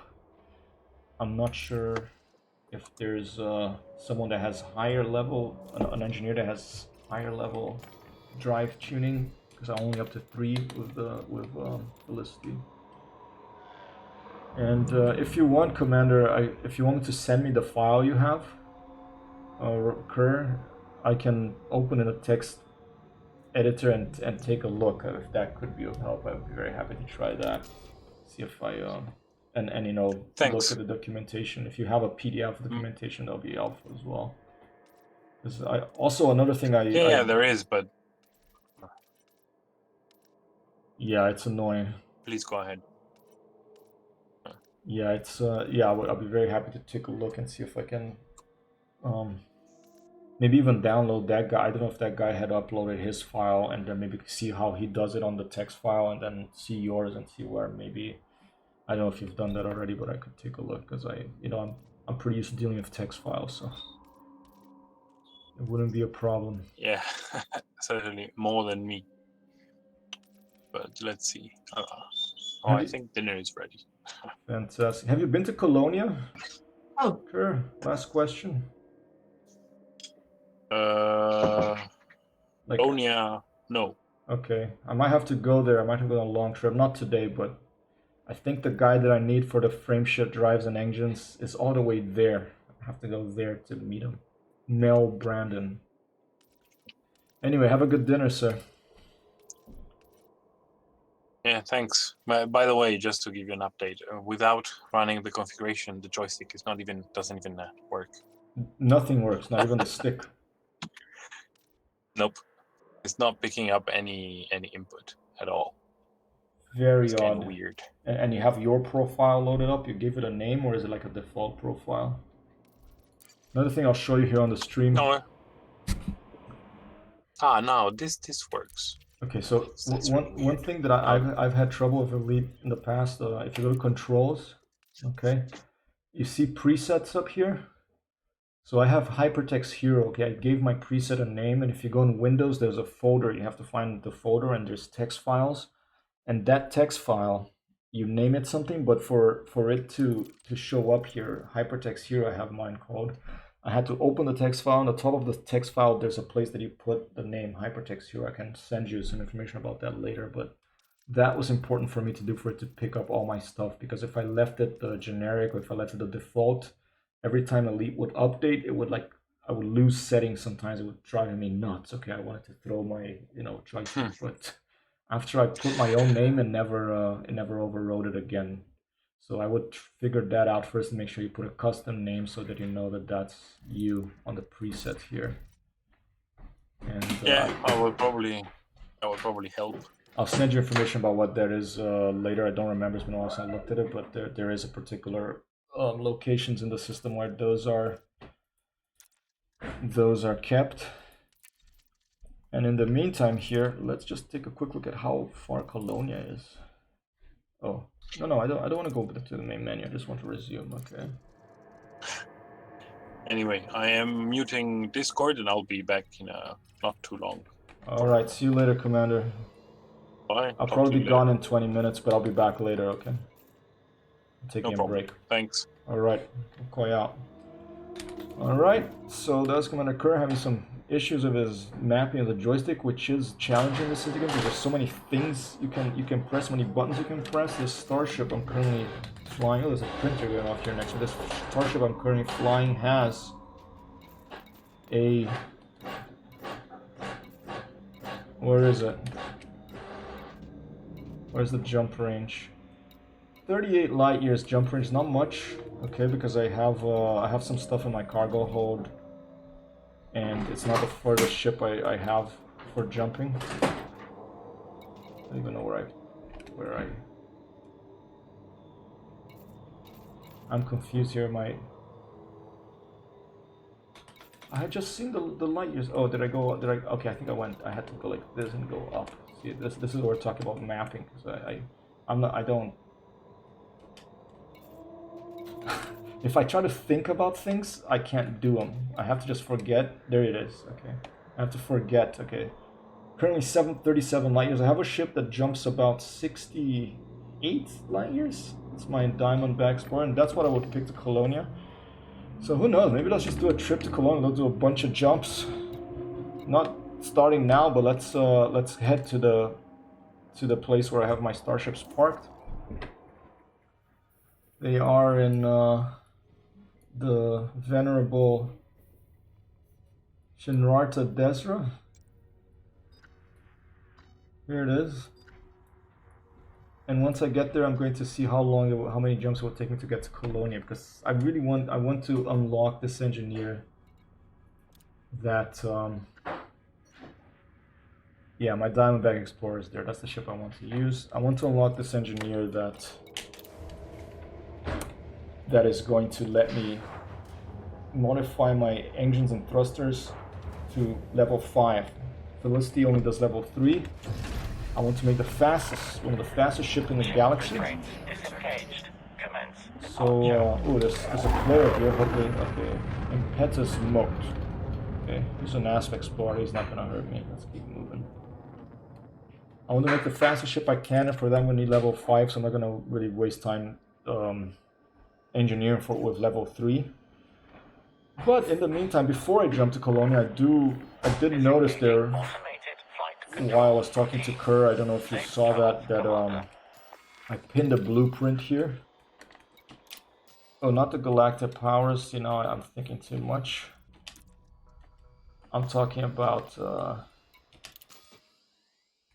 you can pin blueprints so you can see what you need from them from far away.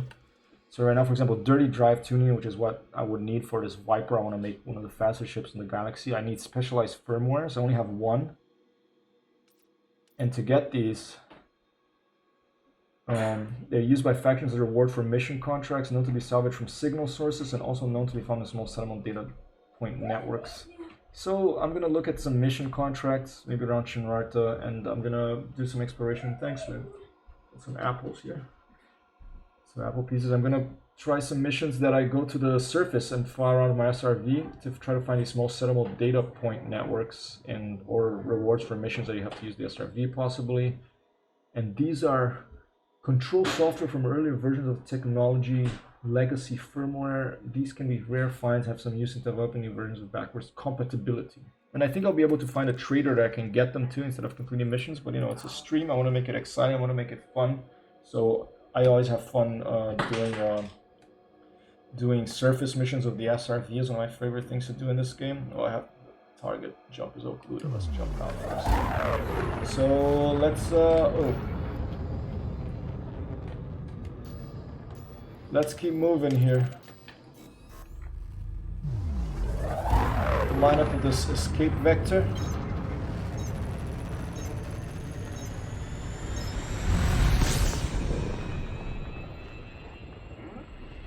Okay, in Elite it's a peer-to-peer game, so right now it's, you know, there's this pause.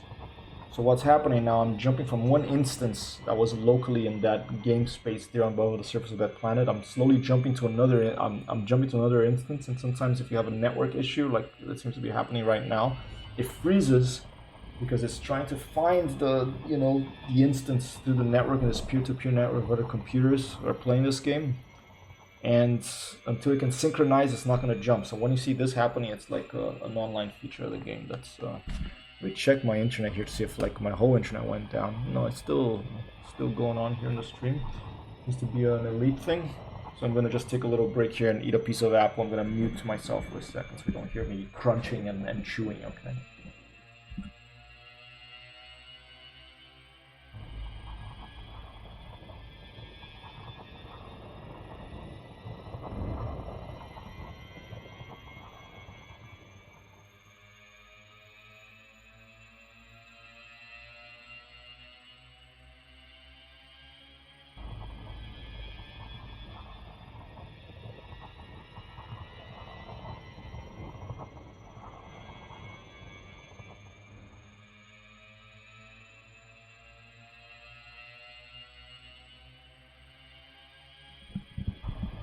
Mamma mia, looks like it froze. Doesn't often happen, but it looks like I'm frozen in an infinite hyperspace loop here. Can't do anything. This is pretty rare to happen in a leaf for it to really like freeze out. If I wait, I could probably it'll jump in. You see like the latitude and the longitude are updating there on the HUDs, and my height over the surface is updating. So it's still, I'm still in this instance. It's having trouble connecting me to the other instance, which is Super Cruise. And there you go. Connection error code orange Sidewinder. Press OK to return to the main menu. All right, we'll return to the main menu, and we'll click continue, and we'll click open play and jump right into back to the action. Hopefully, I don't know where I'm gonna appear. If it's gonna be like just in floating around near a Desyat. Yep, here I am floating around Desyat. I'm just gonna get out. At least it's fast, you know. Into Super Cruise. Okay. Now jump into a new instance, okay? Jump into a new instance. Oh, and it looks like Frontier, it could be Frontier servers are having a problem. This is a peer-to-peer brace, so I connect to other computers that are running the game, so that, you know, that's how I get into the network. I mean, this stuff goes over my head. I have friends who probably explain this much better. But you do need to have there is a central, I think, what's the word, a command server, which, you know, it detects, okay, this is Griffey, he's at this point and he's trying to get here, and it saves that information. That's not saved in everyone else's computer, that's saved in the central server, and I think that's problems. Therefore, what I'm gonna do is I'm going to quit here. Okay. I'm going to terminate Elite with a... Okay, let's give it another second, okay? I'll eat my second piece of apple. I'll mute again. And if it doesn't happen, maybe I switch another game, or maybe just call this a stream, because we are at 1 hour 50 minutes. I would like to do 2 hours, but since there's only 10 minutes left... Okay, here I go again.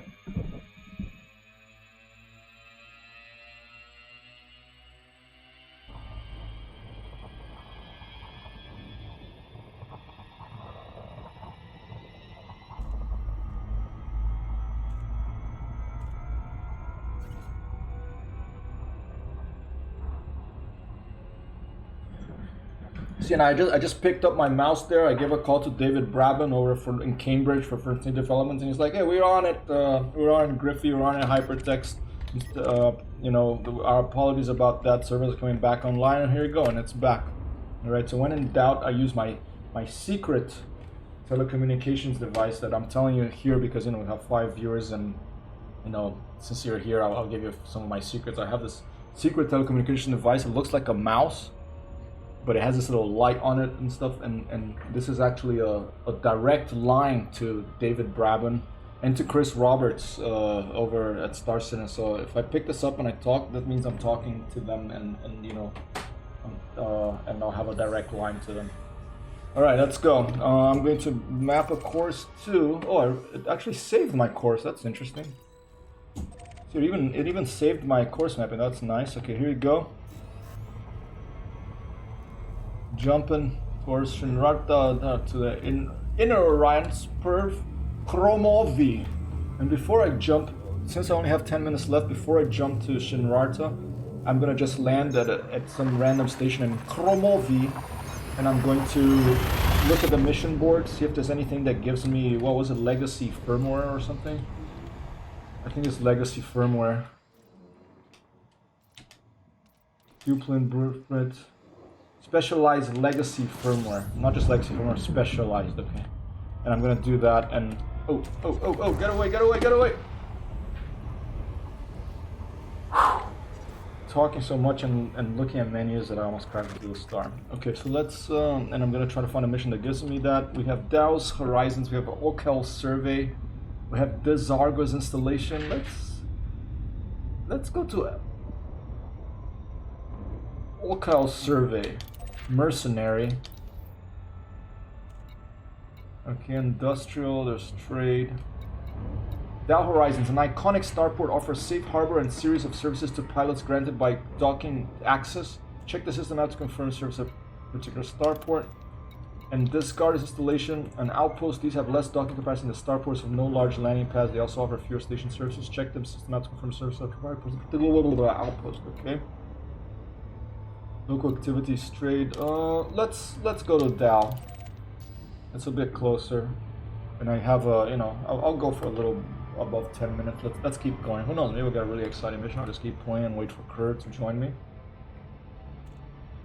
And let's see if they have any missions that give me specialized legacy firmware. No, so it's like you can run MS-DOS programs in your Windows 10 installation. Or in your you can run, you know, Elite Dangerous in a IBM piece 386 or a BBC microcomputer, or actually it's the other way around. Okay, you can Elite. I'll stop talking. It's spinning into Dal Horizons. I haven't visited this starport before that I can remember. If it was Dal with an H between the A and the L instead of another L, I would imagine it, you know, named after Roald Dahl, the children's book author and World War II ace that I've enjoyed reading. The second part of his autobiography called Going Solo. I'll fly in the Hurricane, and this week I'm going to fly the Hurricane. I bought the $14. I bought the on sale the Hawker Hurricane Mark II in IL-2 Sturmovik. That's going to be coming later this week. But Dal, you know, often the cool thing about Elite is that it does name stations and stuff out after real world characters and people. Lacey, Sierra, Echo, Alpha. Federal Flight Control would like to welcome you to this facility. I'm not sure what Dal Horizons is named after, but let's give him a call. Dal Horizons Air Traffic Control, this is Sierra Echo Alpha requesting landing clearance, please. Access approved. Land on pad 1-5. Dal Horizons ATC, solid copy. Proceeding to landing pad 1-5. Sierra Echo Alpha out. Our radio protocol is a little rusty. One of the lovely touches of this game is the radio. Good evening, Sheepa. How are you, sir? Computer, give priority communications channel to Commander Sheepa on the text channel. And if you would like, on the Kindar signal equipped voice channel as well. Not bad, sir. Oh, we have some laser fire over here. Federal security is going after someone. Should we help him out? Let's help him out.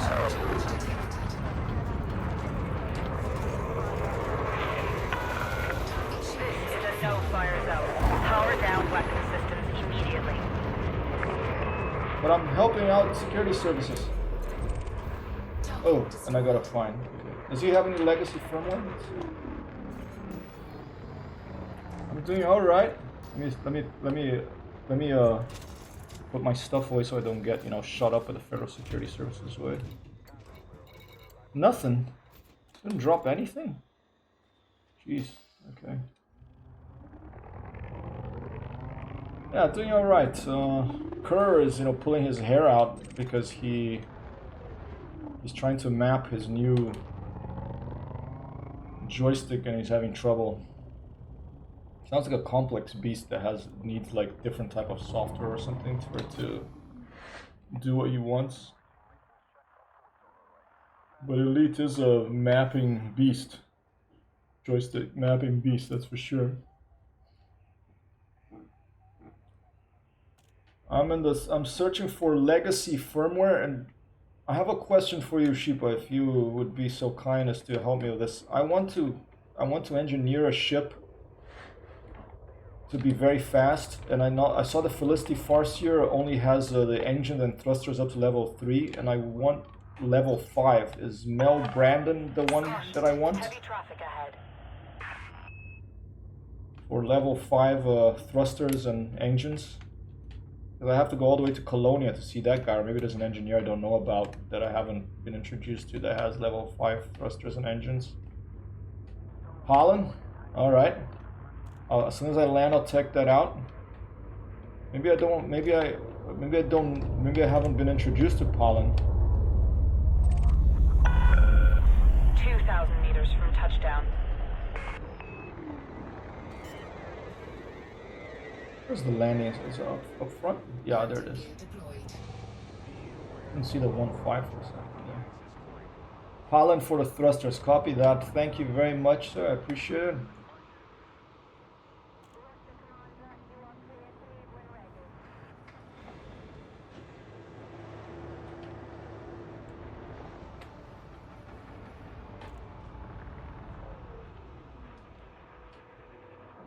Do you have track IR, Sheepa?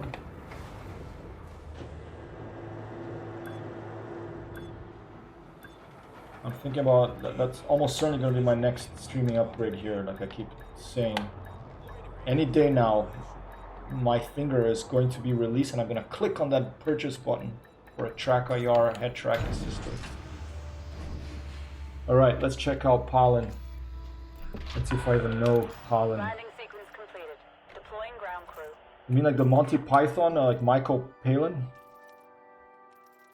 Alright. I don't know Palin. Who the hell do I have to... Do I have to like maybe talk to these people before? Maybe I have to go talk to these people. I have no Palin. No tracking, copy that. Weird. I have myself as elite, I think.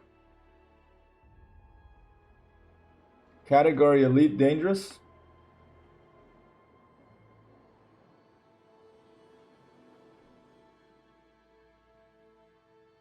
Let me double check that.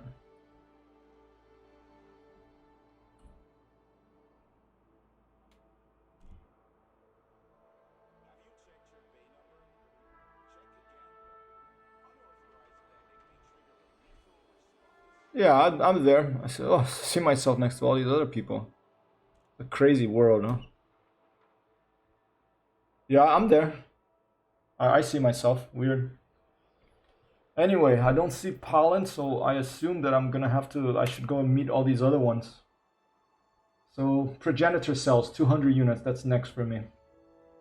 Or, let's see, 1,000,000 credits worth of combat bonds. Let's do down. I feel like doing some combats. Or 50 units of aberrant shield pattern analysis. You need toy to unlock through Marco Quent. Toy, huh? So I have to do more stuff for Marco Quent. I just unlocked Marco Quent, but I haven't like gotten loads of stuff from him. So I need toy through Marco Quent. I have to do more stuff for Marco Quent. Huh? I'm just like going a wild goose chase around the galaxy here. I'm level 3 Axis. It's weird. Maybe I have to wait. Maybe there's a message I haven't seen. Let's take a look. I have the invitation from Marco Quent. So I've unlocked him. Maybe I have to wait a bit. But in the meantime, I'm gonna go ahead and I'm going to let's do some missions. I'm looking for legacy firmware, special legacy firmware or something. Let's see if there's any missions that has that. Ooh, anonymous access. Uh-oh. Oh, because of the fine I just got outside for firing my weapons. Okay, let's pay the fine. Okay, 100 credits. You know, here's $100. All right, now I can do everything. It's mission board. Marco Quent level 4. All right, thanks for letting me know then. Guess I'm gonna go back to Marco after this, but first let's see if there's any missions that give me. I mean, all of this stuff can be useful for like the anomalous frame shift drive telemetry data, nano breakers, hydrogen fuel, exquisite focus crystals and crop harvesters. It's like a special legacy firmware or something I need right now. I can look to the side there and see what else. Here we go. Not modified embedded. What was it? Let's take a look. You know, let's not be lazy. It was for Felicity that I wanted to. Whoa! Whoa! I heard something. And Galaxia Cat, thank you very much for the follow. I'll play you a little lick here. Thank you very much, Galaxia Cat.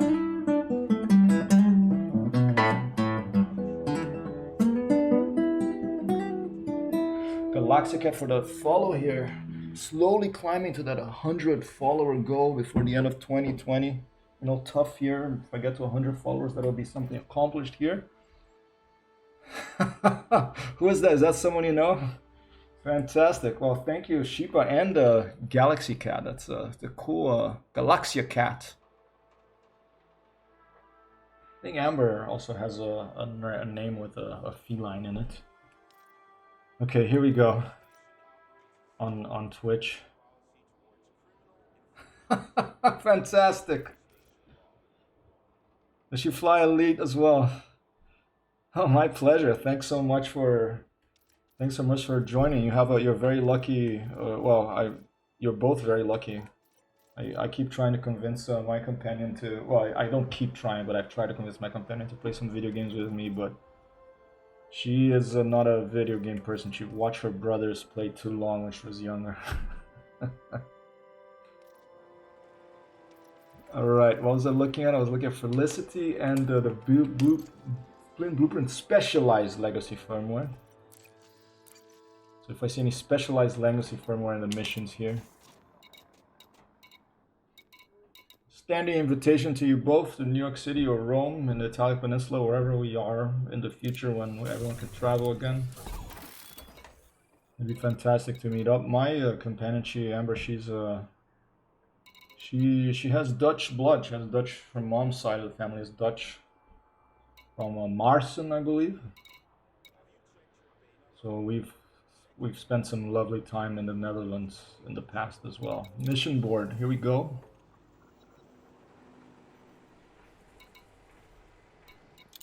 All right. Modified embedded. Okay. What was this? Okay. I've already forgot, but I'll remember if I see it. All right. Oh look, modular terminals. All right. I needed that before. There again, biotech conductors. Microwave cooling hose. I love this stuff. I love how they add all this, you know, little lore and things that, and then put little stories around the stuff, and actually try to make it something that would be true in the future. You know, that would actually be. I mean, it's coming true. They have synthetic meat, and we know we have like a McDonald's here now. We're gonna get synthetic. We're gonna have Impossible Foods burgers. So it's all coming, which gives me hope for humanity, especially after the past 30 days. Survival equipment, Order of Chromovi. Geological equipment, don't seem to be a lot of stuff that I need here. I think I'm just gonna set a course. Domestic appliances, microwave cooling hoses. Yeah, not a lot of exciting stuff here. Let's take off and let's land on the on the first place I wanted to fly here in Kromovi. And let's see if they have any good missions. If not, I'm gonna set a course back to Marco and try to go to level 4 so he introduce me to someone else that through him I'll be able to hopefully unlock Michael Palin. Maybe I'll get to meet John Cleese too. Here we go. Oh, right, Reckless flying, another flying game here. I'm not doing good here in Kromovi. Dow Horizon, they're not. They're like, this guy, you know, before he gets in, he gets $100 fine. He does fired weapons. When he's leaving, he, like, you know, scrapes this other starship. There's another $200 fine. Not gonna be very welcome here. All clear. FFC signing off. For Marco, you have to engineer modules in his base in order to improve rep. Copy that. I am going to do that. There's no other way I know of. Fantastic. And in the meantime, let's take a look at Galaxia here. I'll do a follow as well. Maybe we're gonna start a video game, a little video game group here. A bridge between, across the Atlantic Ocean, across to California, we have Franco de la Familia, across the British Isles of Bats, across the Italic Peninsula with Mazu 1984, slowly building a video game bridge across the various spectrums of communication here. Okay, and where I'm going to go now is... Was it Brand's? No, it was a survey. Was it the Brand's? I think it was Brand's Prospect. Let me take a look at this. What I have. Okay, landfall planets and moons.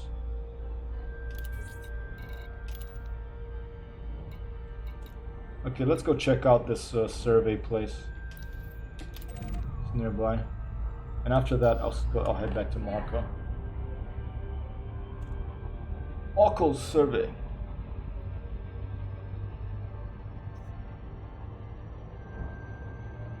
All right. Whoa.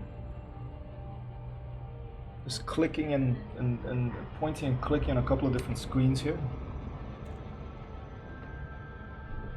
Oh, my pleasure. No problem at all.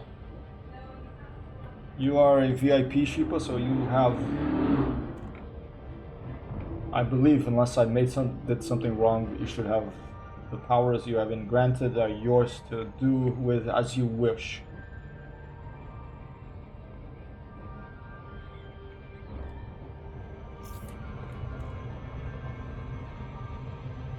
Although I'm a rookie, you know, grantor of powers. I don't really know what I'm doing that well with Discord yet. Slowly learning. Occul's survey. Probably named after some other astronomer or scientist or actor or personality from the Earth. I'm sure we have Huygens somewhere in this game. Christian Huygens, the Dutch astronomer who, bit of a, like a Renaissance man that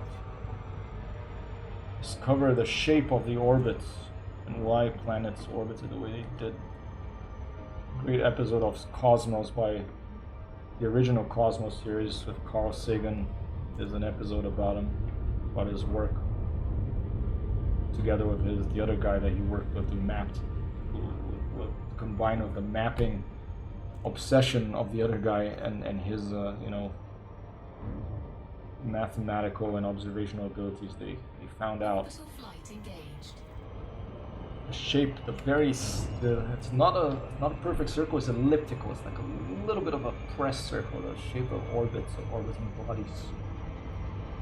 Oracle service. Whoa, you're dropping. I might drop a little far. Okay, no, that's not too bad. The glide is engaged still. Let's turn on the night vision. Here you go, so we can see like the giant mountain I'm about to crash into. Maybe this is not even a starboard I can land in. Maybe I think this might be just an outpost, but there's something out there. Okay, that's just light, but I haven't visited one of these in a while, so let's just do a little visit. Alcos is also Dutch. First Dutchman in space. Ah, awesome. Here we go. That's a perfect example. First Dutchman in space, and we have some Dutch here in chat, and here we are landing at Alco server. I'll make a point of landing now and to say hello to explore this remote outpost. Oh dear. Okay, it's trespass zone. Maybe Alco, you know, or the place he is named after. Maybe it's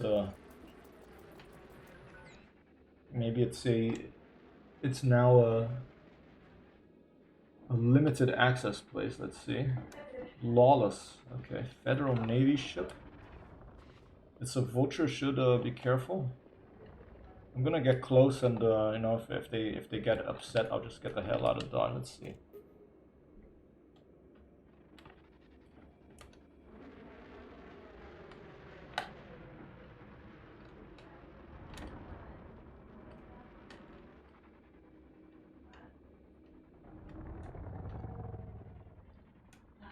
Survey, I think, is a mining type place.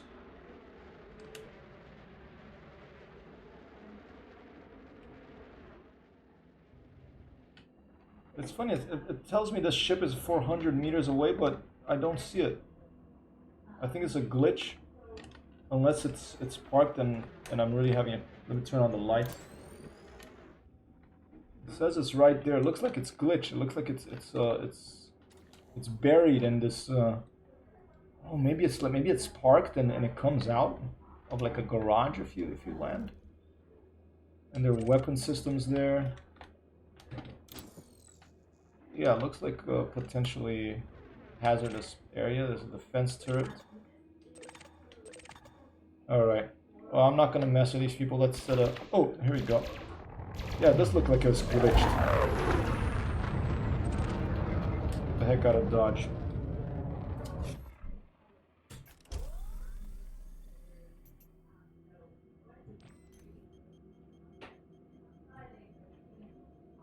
And here we go.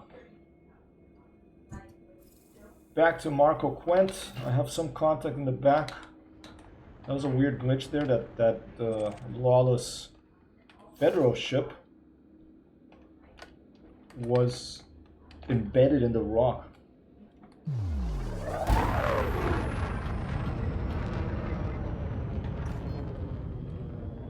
Alright. Jump into Super Cruise and then let's plot a course to Marco's house again.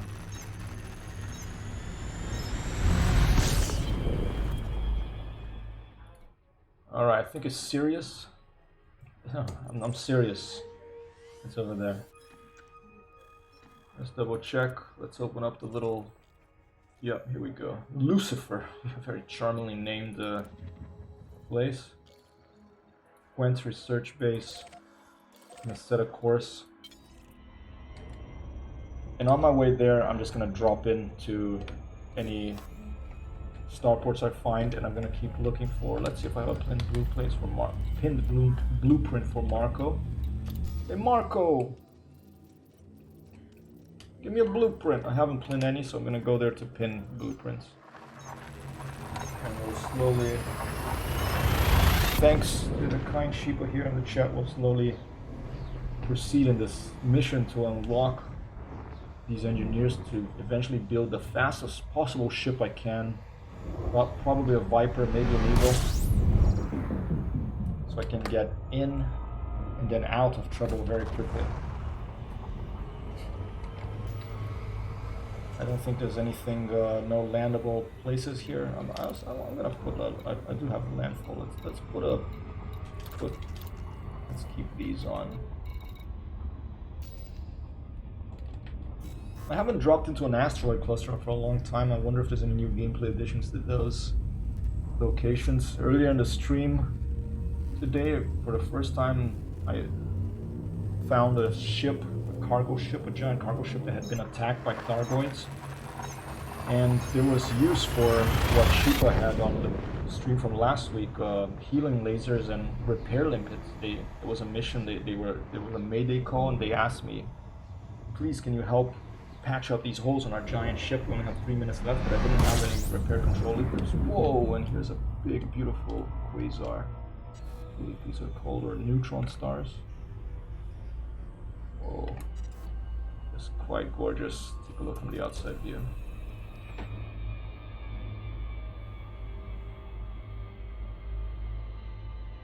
And I didn't have any of those repair limpets, so I couldn't help them. And I stuck around because, you know, like someone who wants to see like a car crash out the window, like I was like waiting for their ship to explode, but then Thargoids arrived, like a UFO one. I had never seen it before. I tried to shoot it with my beam laser, it didn't do anything, and I don't think I even hit it. They started shooting me up, and then I got the heck out of there. That was an exciting new discovery today, these missions where you can repair ships. Alright, anything here? Let's see. Got unidentified signal sources. I haven't dropped into those for a long time, but we are proceeding to Sirius. That is our destination right now, so let's keep moving. A white dwarf, there's no neutron in the bubble. Thanks, I forgot about them. I forgot the name of those. Can that be called a quasar as well? Those jets? White dwarf. I think there was a band called White Dwarf. Or was that? No, that was what was that band? Red Dwarf, maybe? Anyway, some metal typecast in the 1980s. Quasar is a fast rotating one. Solid copy. Very lucky to have some Dutch people here who on stream who know their astronomy and their way around stars and the star system. Sheepa here has been around the galaxy. He's been to Beagle Point and further.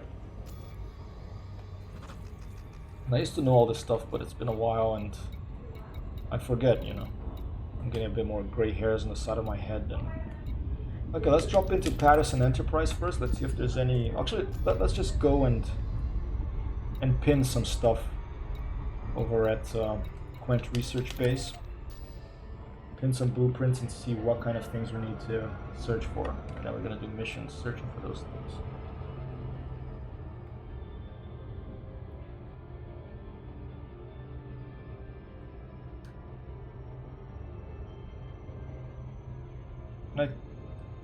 There's these other stars, I don't know if those are quasars, the fast rotating ones, that this astronomer, she was from Ireland and she discovered them.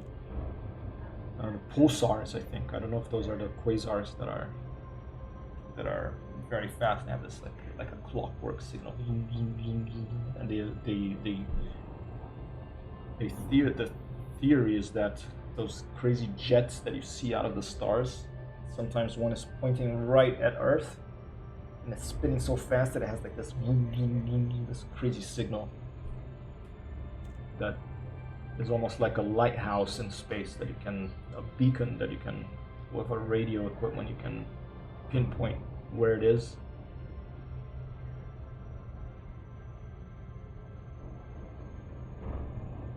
It's a hobby for me to space and anything to do with space I enjoy. Turn off the night vision. Yeah, I played quite a bit of Star Citizen. I tried this past week. So buggy still. I tried to do missions. I managed to complete one. You know, I tried some ships that couldn't get into others. I smashed myself on an asteroid with a big ship.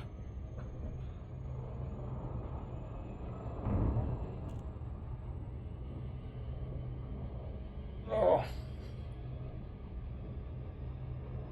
Alright, well, we're flying to Quent Research Base. I don't have Super Cruise Assist here, but I'm just going to leave it here in the blue. Actually, I'm going to land first and I'm going to take a break. So we have been up for 2 hours. Let's take a look at uptime.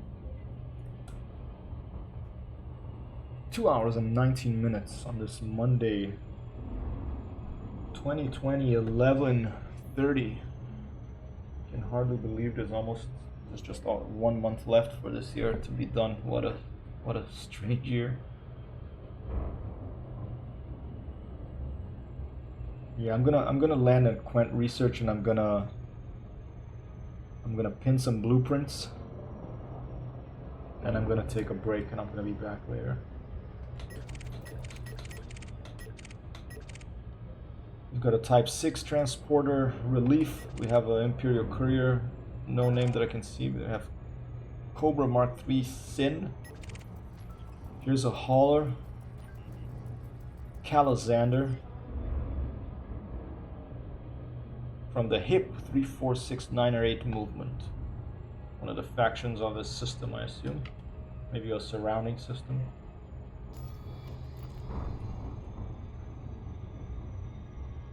My Crate Phantom Seagull from St. Ives. And Sheepa coming in with some more information. The stream Pulsar is a rapid spinning neutron star. Quasar is, I think, a massive radio wave burst of origins unclear or possibly center of galaxy radio bursts. Oh. So it's like the center, this massive, like on the center of a galaxy, and then the stuff gets sucked in this big black hole, and then there's this jet of material that shot out. It makes sense that it would be like the center of a galaxy to shoot out some, I think, high energy like that, that would, you know, like a lighthouse in the stars.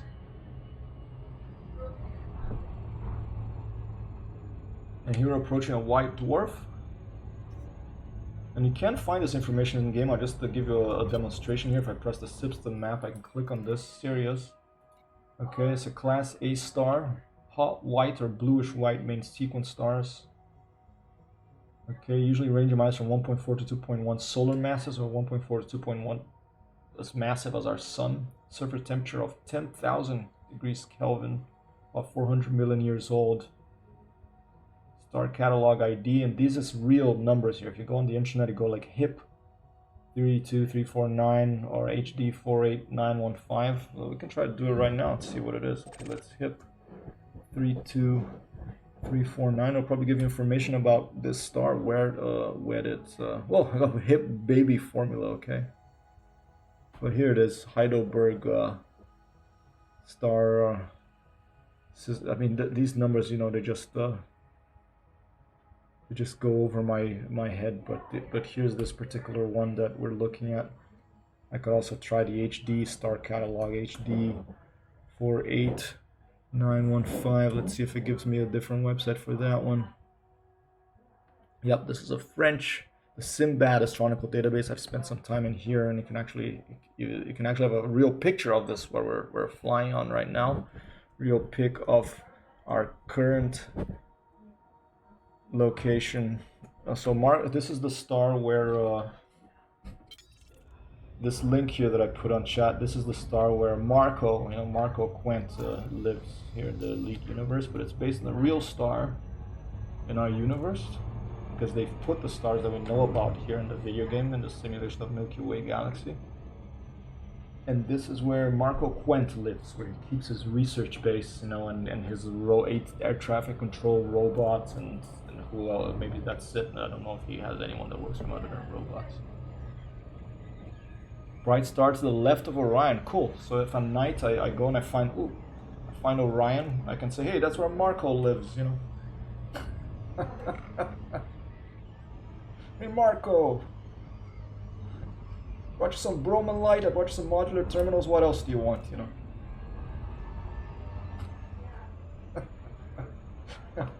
I'm gonna go, you know, in normal times here in New York City, if you go to Columbia University, if you ever visit Sheepa, that'll be a fun thing to do, you know, back when things get back a bit normal. Columbia University, twice a month, every other Friday of the month, you can go to Pupin Hall, which is in this physics building there, and they have an observatory. They have a real telescope up there, and it's free. And you can go for it's either an astronomy lecture or they show a movie. And then after which, if the weather's all right, if there's no clouds, you go upstairs and you see this old telescope. And I saw the moons of I remember I think the moons of Saturn. You know, in a proper optical telescope, nothing digital, and that's quite an awesome experience, and it's free. So it's a fun thing to do here in New York. So I'm gonna go there when it opens again. I'm gonna say, hey, Orion, that's where Marco Quent's research base is. So it's a planet orbiting that. And they're gonna be like, what the? But given how, who generally hangs out these places, and they're gonna go like, yeah, I'm engineering. I'm trying to unlock some Ito, the other engineer, as well. All right, here we come on the rim of this crater, Quent Research Base. 70 kilometers away. We're engaging glide systems now. Let's try to glide in nice and smoothly so that we get pretty close before glide is disengaged. Copy that. Marco, hey, I need to have a prop tailpipe problem here. It's making noise, It's like it wakes everyone up when I drive by. People are complaining, Lacey, Sierra, Echo Alpha, commencing automated flight control routine. Please observe docking protocols. Marco, Quant Research Base. This is Sierra Echo Alpha. Requesting docking, please. Access granted. Proceed to landing pad 07. Quant Research Base, air traffic controller robot, disembodied voice. This is Sierra Echo Alpha. Solid copy. I am proceeding to landing pad 07. Over and out. Let's put landing gear down before I forget. Computer, open subspace channel to Commander Griffey. Kerr, this is Griffey. I read you loud and clear. How was your dinner? Over. Excellent as usual. Had a fantastic minestrone with a little bit of pasta. Fantastico, sir. Oh, we had a soup today. It was a bit of a minestrone as well. Ceci and chicken, though, this particular one. We have Sheepa nice. here on the text chicken. channel. And possibly the voice channel as hi, well. I haven't Chief. checked. And he told me that Commander Sheepa let me know that in order to unlock the engineer I need for my thrusters to make a fast ship, I need to do some more unlocking here. Marco Quent's on back here. And I have to do a bit more, engineering for this guy to unlock the other. Good. Do you know if he can suggest any good engineer for a Thrustmaster Hota's Warthog? Your arrival has been noted. He is here.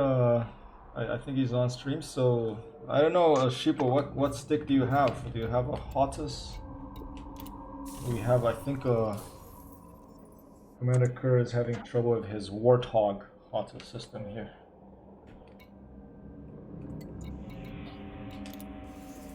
Oh yeah, that's right. I'm sorry. I keep forgetting that Sheepa uses mouse and keyboard.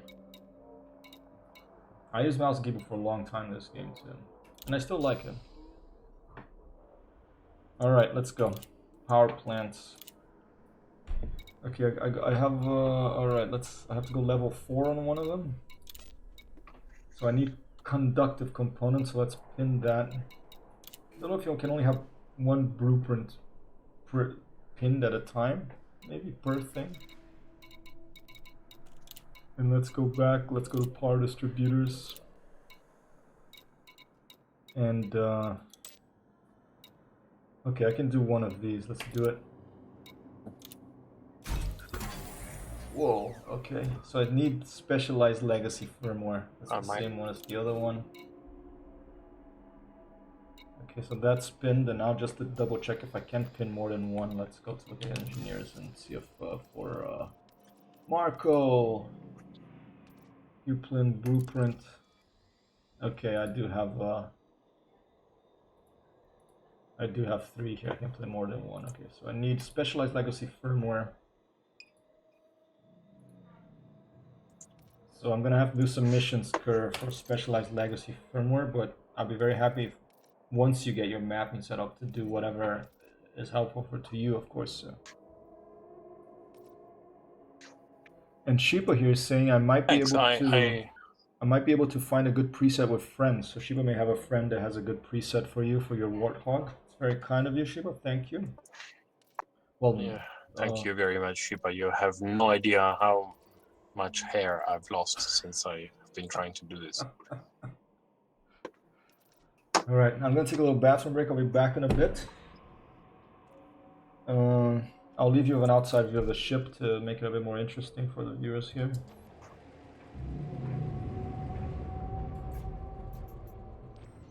Here in Marco Quent's outpost over at a star by right next door to Orion. Let's see if I can get a.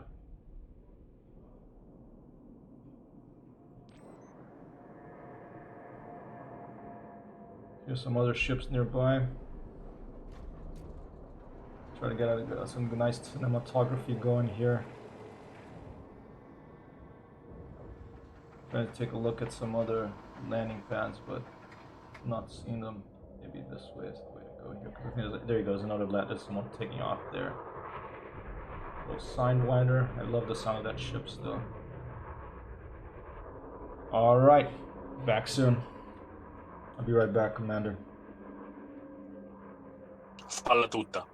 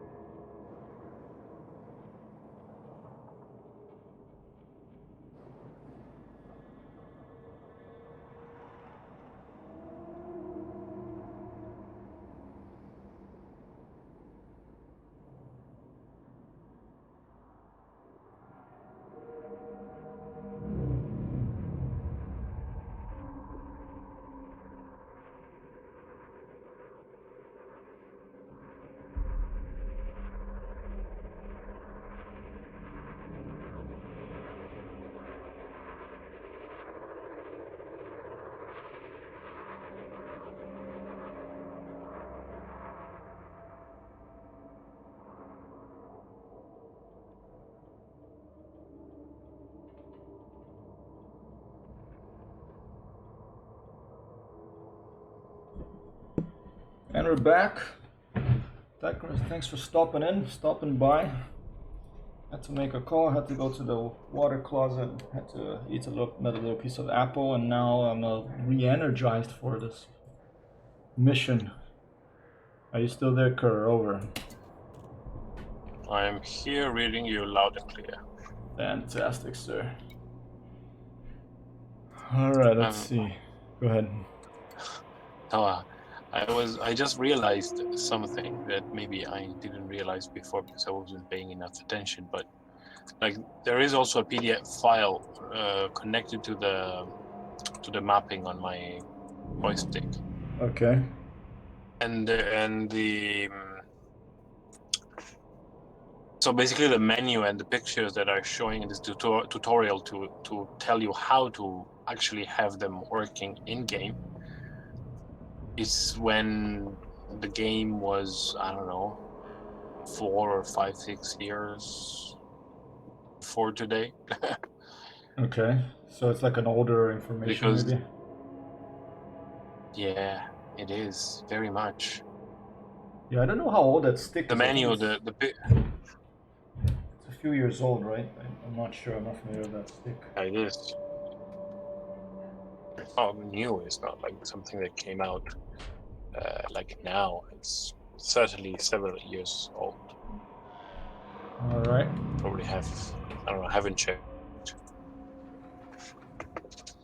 So this is a very good, at least I managed something tonight. I realized that I should throw these files away. You know what? In computer programming, especially when I'm figuring something out, one of the things that is almost required is to start from scratch over and over again. Sometimes it's easier than trying to dig yourself out of a hole, is to, like, you know, just teleport yourself to a different place that there is no hole and start from scratch. So I think that's not a bad thing, Commander. Yeah, I've been trying to beat myself into concrete walls, I guess. Especially if you're starting out. You don't want to start from scratch when you're already deep into something, but even then, but generally if you're starting out, it's good to like start it.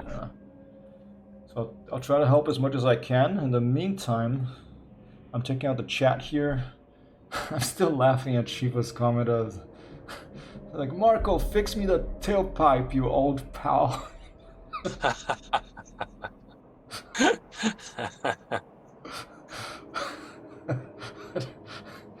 Oh man, I have to do a magic stream soon that I'm in a little altered state of mind, because then I would really be crying right now.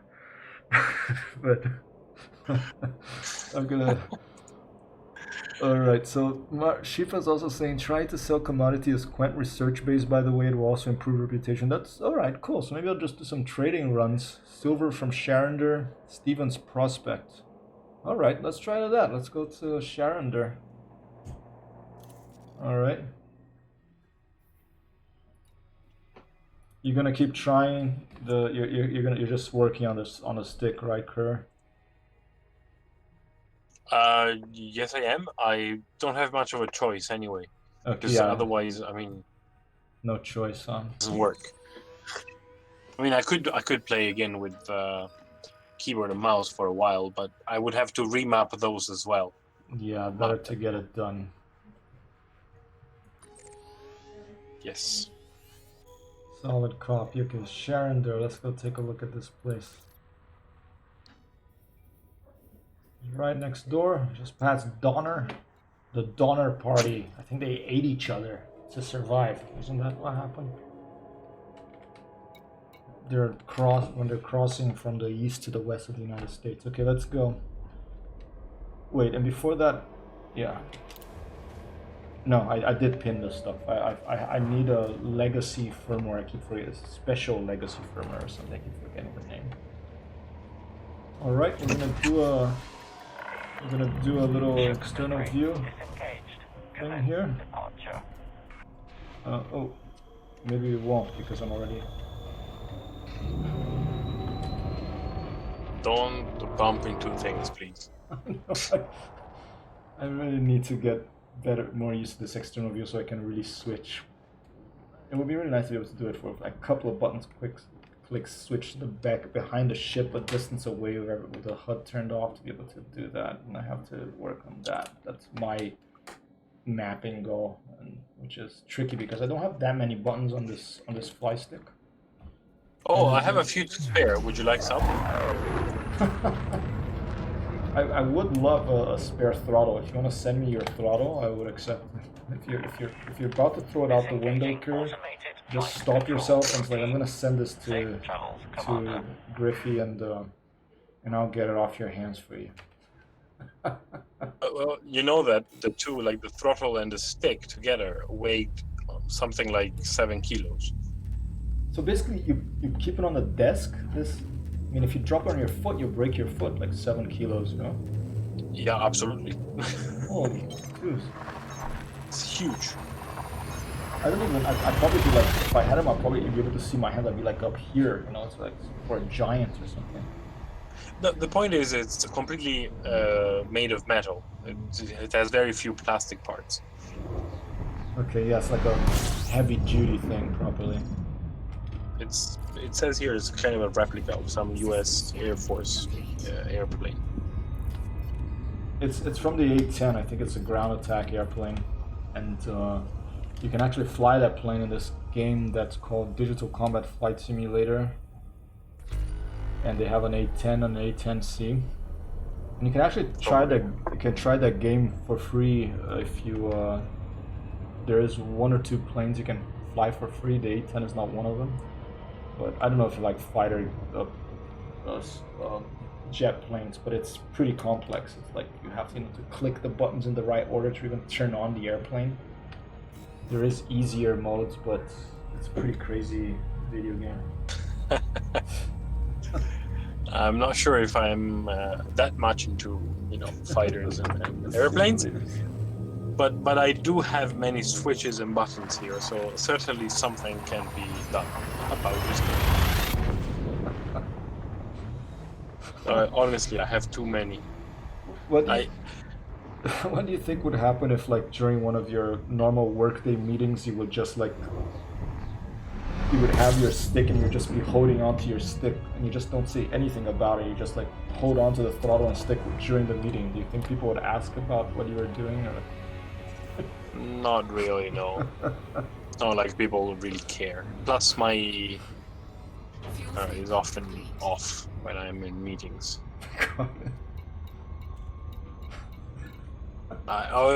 You saw this morning. Well, I mean, this afternoon for me, but people's face, Nah.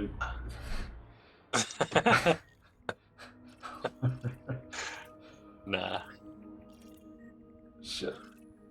Hey, the thing is, at the moment, Marcel, I do have this you? big Thank window you. behind me. I don't have a haircut. I just put some water on my hair. It doesn't look like you had a haircut. Really? It's probably because I put water in my hair in the bathroom. I just put water in my face, just to freshen up a little bit. I kind of look like it's like the Wesley Crusher do from Star Trek, Shut up, Wesley. Will Wheaton. I'm looking for Stevens Prospect. Is it like a mining operation of planet? This place, Jane's Reach. Sounds like a Birch's something Progress? on a planet. All right. How are you, Marcel? How's we have a connection computer? Keep this subspace channel to the Swedish HQ location open. It's planetary. Copy that. Thank you, Sheepa. Nice haircut, nice water. Universally hated by Sheldon. Water? Who's Sheldon? What's all this information coming in here? Sheldon Cooper from The Big Bang Theory. Oh, okay. I've never watched Big Bang Theory. Stevens Prospect, there it is. There's some information from Sheepa being beamed over through the subspace telecommunications channels straight from the Netherlands. Straight from the Italic Peninsula, straight from Sweden, from California, from the British Isles. We have a lot of people here on chat today. That's very nice. If we can get 10 people chatting at once, like this magical bell rings and I get another emoticon, even though I have one that I haven't drawn yet. Apparently, if you get 10 chatters, I get another emoticon. I will draw the emoticon I have to draw soon, along with all the drawings I'm gonna be doing for your group, Mazu. All right, here we go. It's gonna be fun. Yeah, I'm excited. Did you enjoy, the meeting today? What do you think about Marco? That's the first time I meet him as well. Yeah, seems like a nice guy. Like he seems, I think he seems even more concerned than me about the time it takes to do stuff and the deadline. Because I know that animation, with computers, it can make it much easier, but it can also, depending on how you do things, things can drag on. So since he's gonna do the animation work, I think that he should definitely have the say, quite a big say on what, basically how long it's gonna take. But yeah, seems nice, and I'm looking forward to working together. But I will propose some hand-drawn stuff as well, and I hope we can combine both. We can do both vector. Why do I keep going right here? My mouse keeps wanting to move the ship right. So weird. I'm looking forward to trying to combine both traditional forms of drawing and illustration with more vector-based that is easier to animate in the computer, with tweening and easing and stuff like that. Basically, we get a shape, and like the legs can move, and they have joints in the arms and on the on your hip and on your neck, and you put the shape in one way here, and then you put another shape. I want it to look like this here, and the computer does the animation for you in a way, but it's not as elegant as traditional hand-drawn animation, but it takes much less time,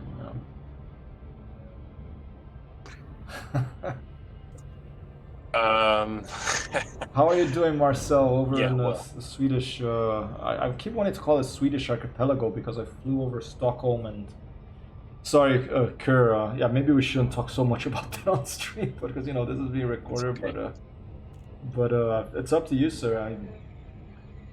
You're the boss.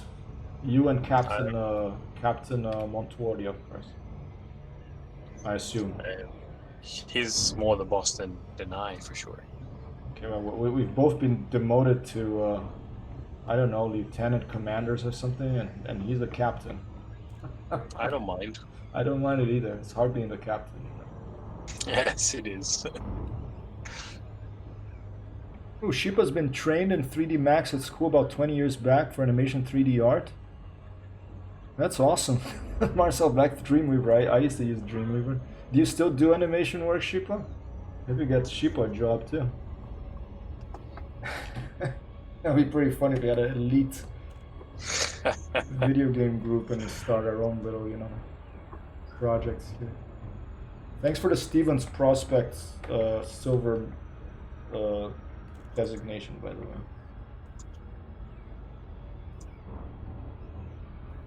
I started with Dreamweaver, but then I started getting into text files and just hand coded HTML, CSS. I started to get a bit obsessed with making it web standards based back when that was a big thing.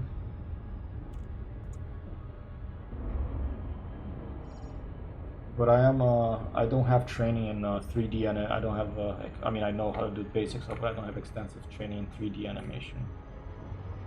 That's why I'm very happy that Marco is going to be doing that part. Oh, he's always been doing a good job so far. Actually, an excellent job. Fantastic. I'm glad to hear it, and I'm excited to work with him.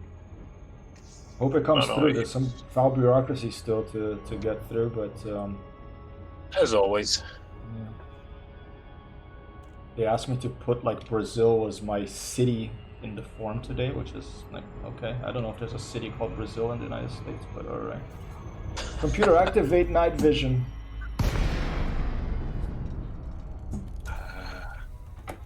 Oh, coming straight in, 0.29 Gs. I might still have to put in the thrusters. This is pretty fast. Okay. Glide. Okay. Deactivate night vision, so what it looks like. Sierra Echo Alpha. We've set aside a landing pad for you, Commander. Steven Prospect ATC, this is Sierra Echo Alpha. Thanks for having me. Permission to dock, please. Authorization cleared. You are go for approach to pad 1-8. Steven's Prospect ATC, copy that. Go for landing pad 1-8. I am en route, over and out. Sheepa says, 20 years ago, I think I can start up the program, but I don't think I can do anything with it. That's again one thing that he can do more than I. Yeah. I mean, it really amazes me the work that goes into these computer games. You know, like, you have the art, you have the 3D models, you have the texturing, you have the sounds, you have the programming of how it moves, you have the mechanical animation. It's just phenomenal amount of work. Absolutely. I'm just really, I feel like privileged to be able to experience these works. You know, thousands and I don't know how many people hours have been put into these things. Oh, close by a ship. Someone just flew by me here. Nearby. One thing I don't like about the cockpit of this thing is that the top left and the top right visibility is not excellent. This landing gear down and the crate. Landing gear deployed. I love 90s music videos, but the first music video I ever watched was a 1980s one. Was Dire Straits, Money for Nothing. If you want to play a video game that looks like that music video, there's a free video game, or you can pay $5 to get some perks on Steam called Unturned, which is a zombie. It's like a DayZ zombie apocalypse version, but your characters look like Dire Straits 1980s video type art. Johnny Mnemonic, haven't heard down for a while, but hey, Marcel, get ready. In about 10 days time, Keanu Reeves is back, and he's not back in a movie, he's back in an interactive movie, and it's not just an interactive movie, it's Cyberpunk 2077. Possibly the most eagerly awaited video game in history, and it contains Johnny Mnemonic, aka Landing Keanu Reeves. operation complete. Securing ship. Welcome, Commander. Okay, I might be up to something here. Steven Prospect ATC, solid copy, thanks for having me. Sierra Echo Alpha, contacting ground services, over. Alright, starport services, here we go. And by the way, Keanu Reeves in Cyberpunk 2077, he has like, you also plug something, or he is something that you plug into your own brain, apparently, okay? It's pretty crazy. No. What? Keanu Reeves is in this video game, and he's like a character that's in a microchip that you plug into your brain so you see him, but other people don't see him. Something like that. I don't know. I haven't read too much about it, but he's a rock star, a past rock star that died, but his brain was saved into a microchip or something. Yeah, you can plug Keanu Reeves into your brain. Where was it? Keanu Reeves 2077.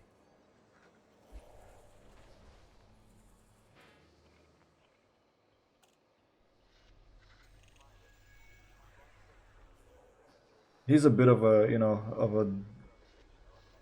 Keanu Reeves, like, whoa, dude, where am I? How come I'm even be in your brain? But, there you go, there it is. Whoa, what am I doing here?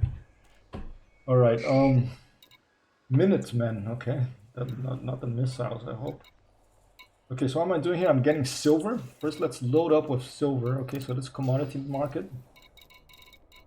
Very kind of Sheepa here to give a... yeah, I actually watched the first Matrix again like last month or something with Amber, and I liked it. I liked the Matrix. But you know what? I actually sympathize a bit with Mr. Smith, one of the villain robots in it, because he says, humankind are a bit like a virus. You come, you mine, and you destroy the environment, and you leave. And, is not totally wrong about that. A lot of humankind is a bit of a virus. Here you go, silver. Load up the But hull. it's not like the machines in the Matrix, do a better job. No, they don't. That's true. No, I'm still on the side of the humans, but I just wanted to point out that actually I was like, yeah, it's.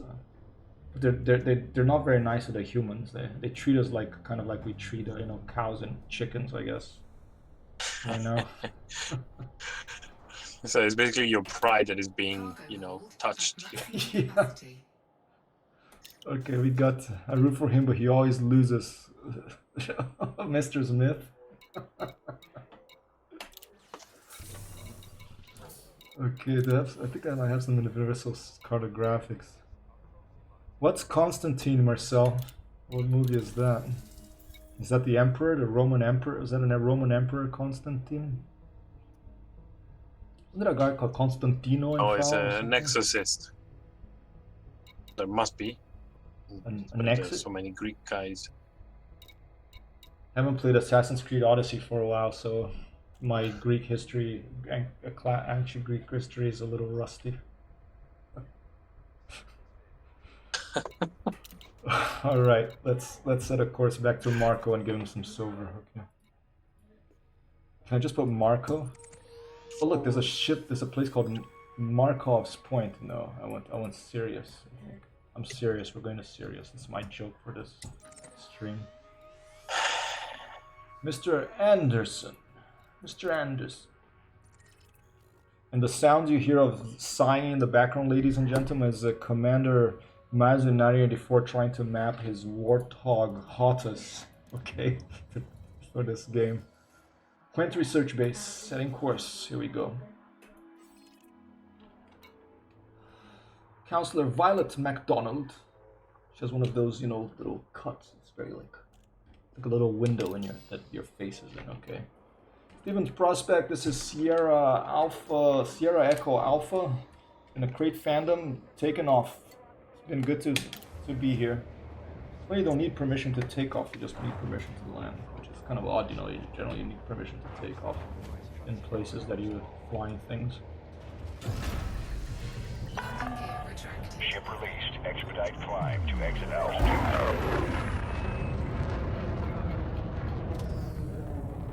A dark place without the night vision.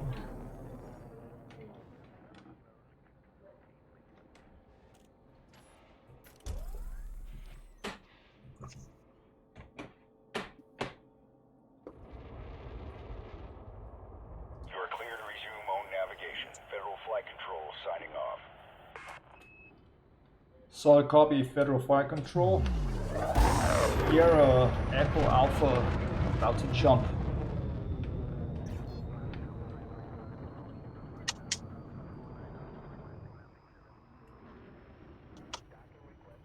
To Captain Star. This is how Scotty says, Captain, Captain.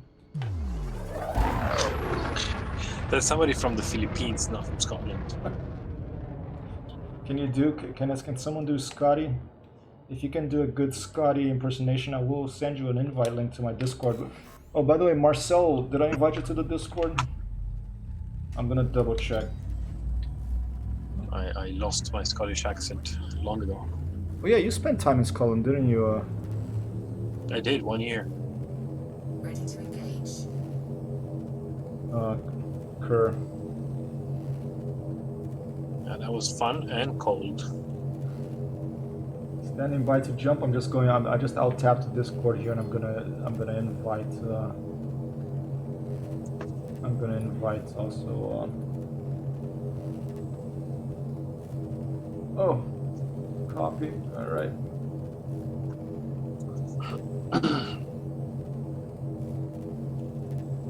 Oh, for goodness sake. I've been to Scotland, but it's been many years. When I was like 14 or 15, I went to a trip with two friends of mine and their family for one of their families for like a week. It was lovely. Loch Ness, Aberdeen, and just some random places in between. I was living in the borders south of Edinburgh, about 50 miles. tiny place called Hoik, which is Hoik. spelled Hoik, which is spelled Hawick.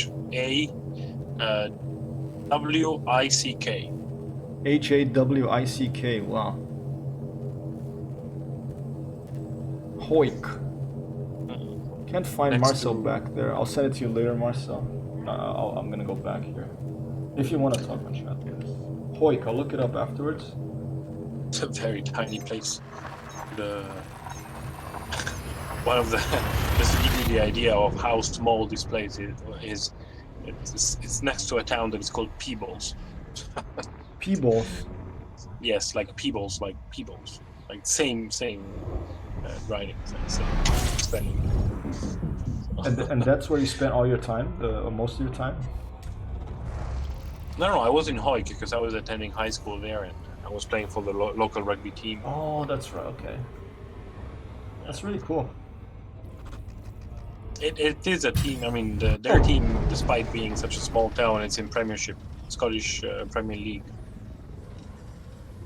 Toughies, huh? Sorry, Commander, I'm being interdicted here because I have a bunch of silver in my cargo hold, and I was trying to read what Sheepa said on the chat. I will do that shortly as soon as I escape this this interdiction attempt. I had another comment as well, but let me just see what Sheepa, and then I'm gonna comment on your rugby as well. It's good to have a Commander Kerr. I'll comment on the rugby first. Commander Kerr is not only a starship captain, but he's a head of security, which is a rare to. He's been head of security, is rare to find for his rugby background. Okay, now to Sheepa. I'd like to share a revelation that I've had during my time here. It came to me when I tried to classify your species, and I realized that you're not actually mammals. Every mammal on this planet instinctively develops a natural equilibrium of the surrounding environment, but you humans do not. Exactly. That's an excellent quote. That's Mr. Smith in the original Matrix, I believe. Okay, Marcel back. You got Mazu needs to help Marcel back. 11. What's that? I'm not sure what he's saying. But okay, now the comment about Sirius star system. You see, like, it kind of looks like the Big Dipper, and I think. Does it look like the Big Dipper? It looks like Orion's belt. And if we went to Earth on this game and we look at Sirius, this star is one of them by Orion's belt, so it's an actual constellation you can go outside and look at. And I think while you were having dinner, Marcel, I mentioned to Sheepa and said, you can go outside and point at one of the stars in the sky and say, that's where Marco Quent's base is. You're like, what? That's the guy that fixed my tailpipe. Well, I'm trying to get to fix my tailpipe. Because he wants me to. I'm bringing silver now. Hopefully that'll make him happy. Boom. Okay. This is a binary system. The first star is Sirius A, which is this big, glowy white one. But Quent's research base is 7,000 light seconds away in a white dwarf star that has some emanations coming from it. And that's where we're gonna fly now. No luck for me here. No luck yet, huh?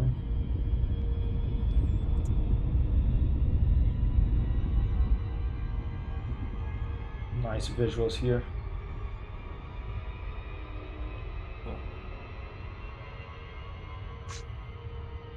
This is the closest ship, or the Mark II is the closest one to the in visual appearance to the Millennium Falcon. This is the Great Phantom, the Great Mark II. It looks quite a bit like the Phantom, especially like this sort of on the back.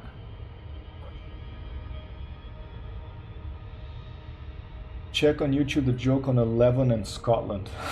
Copy that. I know about that. You know that? Okay. I'm not gonna Google it right now, but if someone, I think you all. Marcel, do you want to come on the Discord? I have to. Here, I'll put a link. This is the Discord invite right here. Okay, so if you want to join the Discord, whoever's there on chat, you're very welcome to come on the voice. Marcel included. Marcel Beck. Just don't start playing, bachata or Sepultura at a louder volume here, because then I'll I'll have to lower your volume. You can actually do it if you want, but I'll just have to lower your volume. It was a friend of mine sending me some pieces of music, but I think I cannot play those. Copy that. Sheepa says there's a star in the left upper part of Orion that is Betelgeuse. To the left of that, slightly lower, there is a bright star that is Sirius. So Sirius, the big white star we just arrived at over here, that's where we're at. Okay. You can open up the galaxy map and show it to you in the realistic mode here. You can come here and turn off the fast route so all these little things shooting out of the thing disappears. And here we are, there's the Milky Way. And we're over here, and there's Sol. We're pretty close to Sol, you know, so here's the solar system right here. There's Sirius. Right, if we fly to the solar system and we look that way, then we'll be able to see it. I'm gonna try to take, next time there's a clear night here in New York, I'm gonna try to take a photograph outside and try to get Sirius in it. I'm serious. Oh, and another interdiction. Things are getting serious here because I have like over 60 units of silver in my cargo hold, and these AI pilots are trying to interdict me to get it from me. Things are getting serious and serious. Yeah, things are getting pretty serious here in Sirius. As I approach the Quent research base, there's a Type 9 Heavy and a private Curious System Elite from Sirius Corporation. Things are getting serious in the Sirius star system, where the Sirius Corporation maintains a presence that seriously supports Marco Quent in his mission to get his starship body shop set up. You know, make ship scoot forward faster. You know, lower the ship's suspension, so put like paint jobs on them. Put sound systems that you can play Sepultura and Bachata and whatever Commander Kerr's friends are sending to him. Yeah, New York has a lot of light pollution, but Sirius is pretty bright, isn't it? I think I could probably see it. The thing about New York, there is a lot of light pollution and there is sometimes a lot of pollution, but there's these jet streams. The wind can be very strong on the upper atmosphere, so it can be some really clear nights, especially in this park by where I live. If you get into the trees and you look up on a clear night, you can really you can see a lot of stars at times here. A lot of stars. Yeah, a little bit of an echo. Maybe it's from someone joining us on the Discord. Marcel joined us, so. Hey Marcel, how are you, sir? I'm okay. How are you doing? Good. Hello there. Sorry about this. That I didn't realize that I was online. Oh, that's no worries. I just heard a little echo right now. It wasn't bad at all. It was just like a little. Good to hear you. Yeah. It has been a long time. I was like, wow, you're doing something, and I was like, well, let's check it out.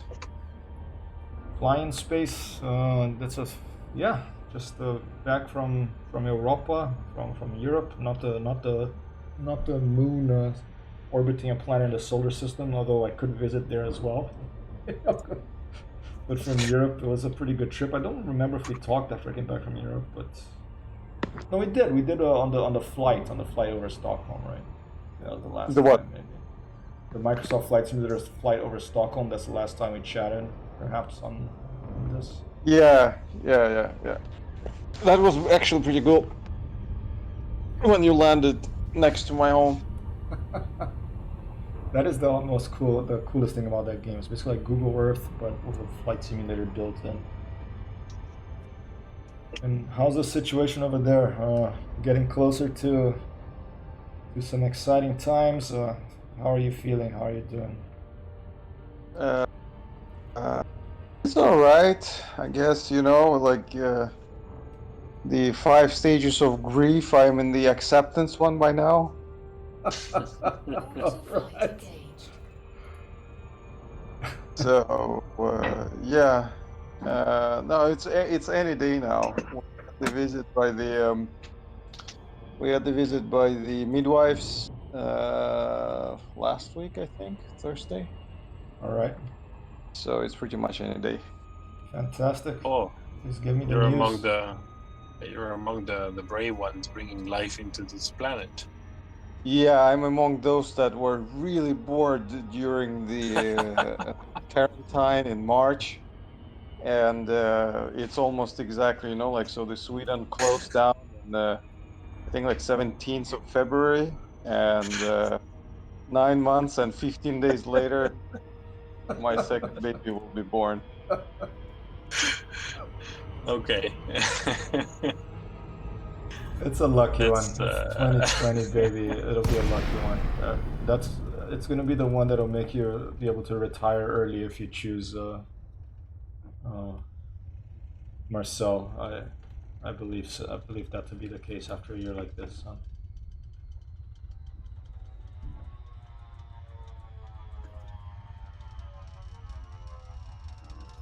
Oh, Shuka says put in some bouncy wheels to be bouncy pimping on them landing pad. Okay. The other day in GTA, I put some bouncy wheels on a car of mine so I could get this achievement of fully modifying your car. LAC Sierra Echo Alpha. Commencing automated flight control routine. Please observe docking It's been a protocols. long time since I played GTA. Have you ever played the 5? Briefly, yes. Happy I to- watched yesterday, I don't know, like I was really bored and I watched a Access video on granted. YouTube Proceed recommended to about landing pad something called 0, car 7. wrapping. Simon, did you know that such thing exists? like sounds like an American thing. I mean, like the wrecking the derbies, wreck derbies. That No, sort of no, stuff. wrapping, like like the sandwich wrap. Rapping. Rappy, never heard of that. What the heck is that? Well, you play GTA and you don't know about the car wrapping? Oh, repping, like rep, like REP. No, I like think it's WRP. Oh, I don't think I know that. Like you wrap it around a lamppost or something. I have not heard of car wrapping. It's basically when you don't want to paint it for a number of reasons. Okay. You use like a plastic film and you put it on the car and it's basically kind of glued to it, so you can change the color of your car without actually painting it. Touchdown. And what I remember about it is that because the car really looks like a GTA car, so if you want to have like a GTA car look in real life, you just wrap it. I've never heard of it. You mean like the way like it makes it glow if the light comes from a different direction? My is it like kind of like this my paint job in my starship right now? Here, I'll show it to you. I see how you're. Oh, let me just. I always get confused when I put this message to local. I'll just send a to local. There you go. Here, this is what my starship looked like. Okay, maybe Marco Quent could put in some of it, a new paint job. But look, when I change direction, the light changes. So maybe are you seeing like you wrap Saran wrap on the car, so when the light's coming from a different direction, Looks nice. it changes. The light changes. Nice. Very, very Millennium Falcon-y. Yeah, that's what I was just talking about. It's a little bit. That's why I like it. I don't like the cockpit as much as some other ones because of the visibility, but it is a bit of a Millennium Falcon Fisher Price type thing, Yeah. All right, let's deliver this. Let's put some bouncy wheels to be bouncy pippin on them lamp hat. Look, when I become a wealthy streamer, if one day I become a wealthy streamer, Marcel, I don't care if you have time or not. I'm gonna send you. I'm gonna get Jeff Bezos to personally mail a gaming PC to your apartment with a copy of GTA and a copy of this game and Flight Simulator and everything, so we can fly together. Okay.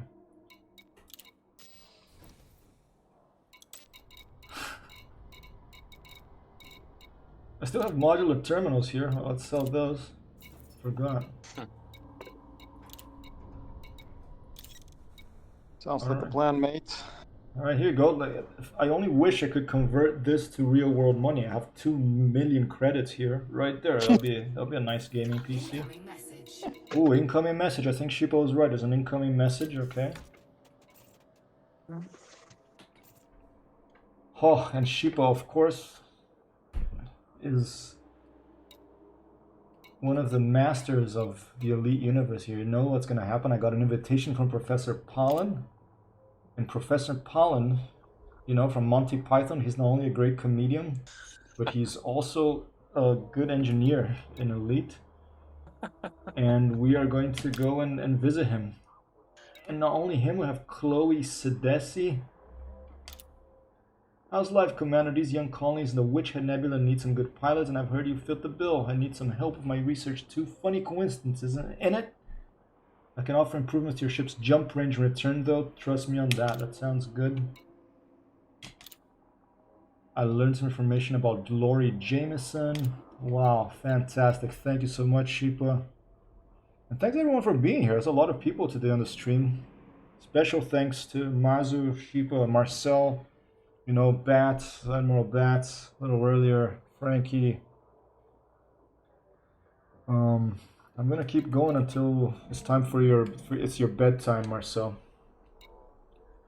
Where the heck is Professor Pollen? Let's see. I think I'm gonna check out now because it's actually pretty late and Yeah, I was gonna like say. more tomorrow. But anyways, good to catch up. Mazo, good to be on the same stream. I heard a lot Yeah. about you. I don't Well. think I don't think that we ever met, but Not really, no. Next time in Rome or in Europe, let's see what happens. Yes, why not? That would be fantastic. We need All to right, go then. for a good carbonara. Oh, that sounds so good, dude. I'm getting hungry too. Okay. All right, gents. You have a good evening. Yeah, good to talk You to you. too. Thanks, Marcel. Marcel. Say hello to Commander Puil. Yeah, he's gone. All right, I think I'm gonna call it a stream, gentlemen. It's been a pleasure, but I've been up for 3 hours and 20 minutes here.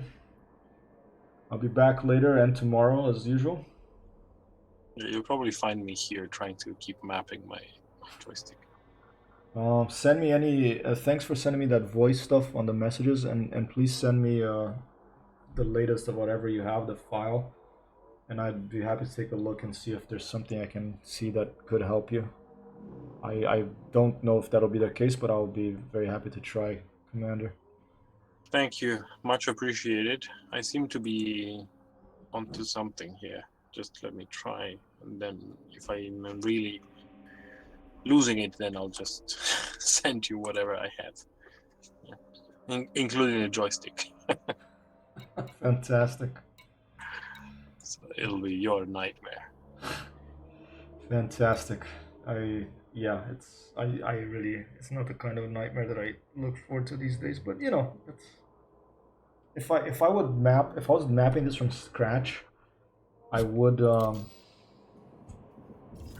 probably, to make me do it, I would probably make a project of making it into a blog post and then sharing it. So if you get it set up and you want me to, you know, publish it for you and say this is what my friend managed to do and give you credit and link people to something, to, I don't know if you have an online presence, I'd be very happy to do that. But yeah, it's a project. Mapping these things is a project for these games that they have 2 million, you know, buttons. I'll see what happens, and in that case, I will be very happy to share whatever I manage to do with the world, because maybe there'll be some people looking for something like this. Fantastic. All right, I'm gonna figure out how to find these people a little later. I'm gonna call it a stream as well. Shipa has requested profiles from friends. Hang in there. That's a message to you. Thanks, sir. Shipa. So maybe Shipa's gonna come in.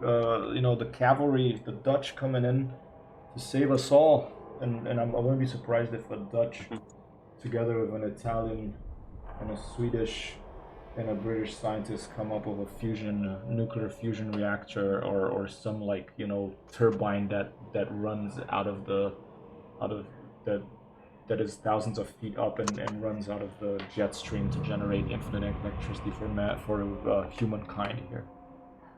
All right. Okay. Now that's a clear sign that you have been streaming too long. Yeah, and Dutch cavalry is a Frisian horse and a farmer. Watch out, Admiral Batsman, if you're around, he's going to argue about who's best at the sea. But I think the Dutch, you both have clean. And speaking of which, I do want to get Sea of Thieves, and maybe I don't know if you've ever played that, but I would love to. It's a kind of game that we're all in the same pirate ship, and someone has to drive, someone has to man cannon, someone has to look around, and that I think would be a fun game to play together if people are interested in it. It's on my wish list, like 2 million other games. Yeah. All right, I'm calling this a stream. Thanks so much, gentlemen. Kurer, Sheepa, whoever is there. Much love from New York to you, and I'll be back later and see you again tomorrow. All right. Peace out.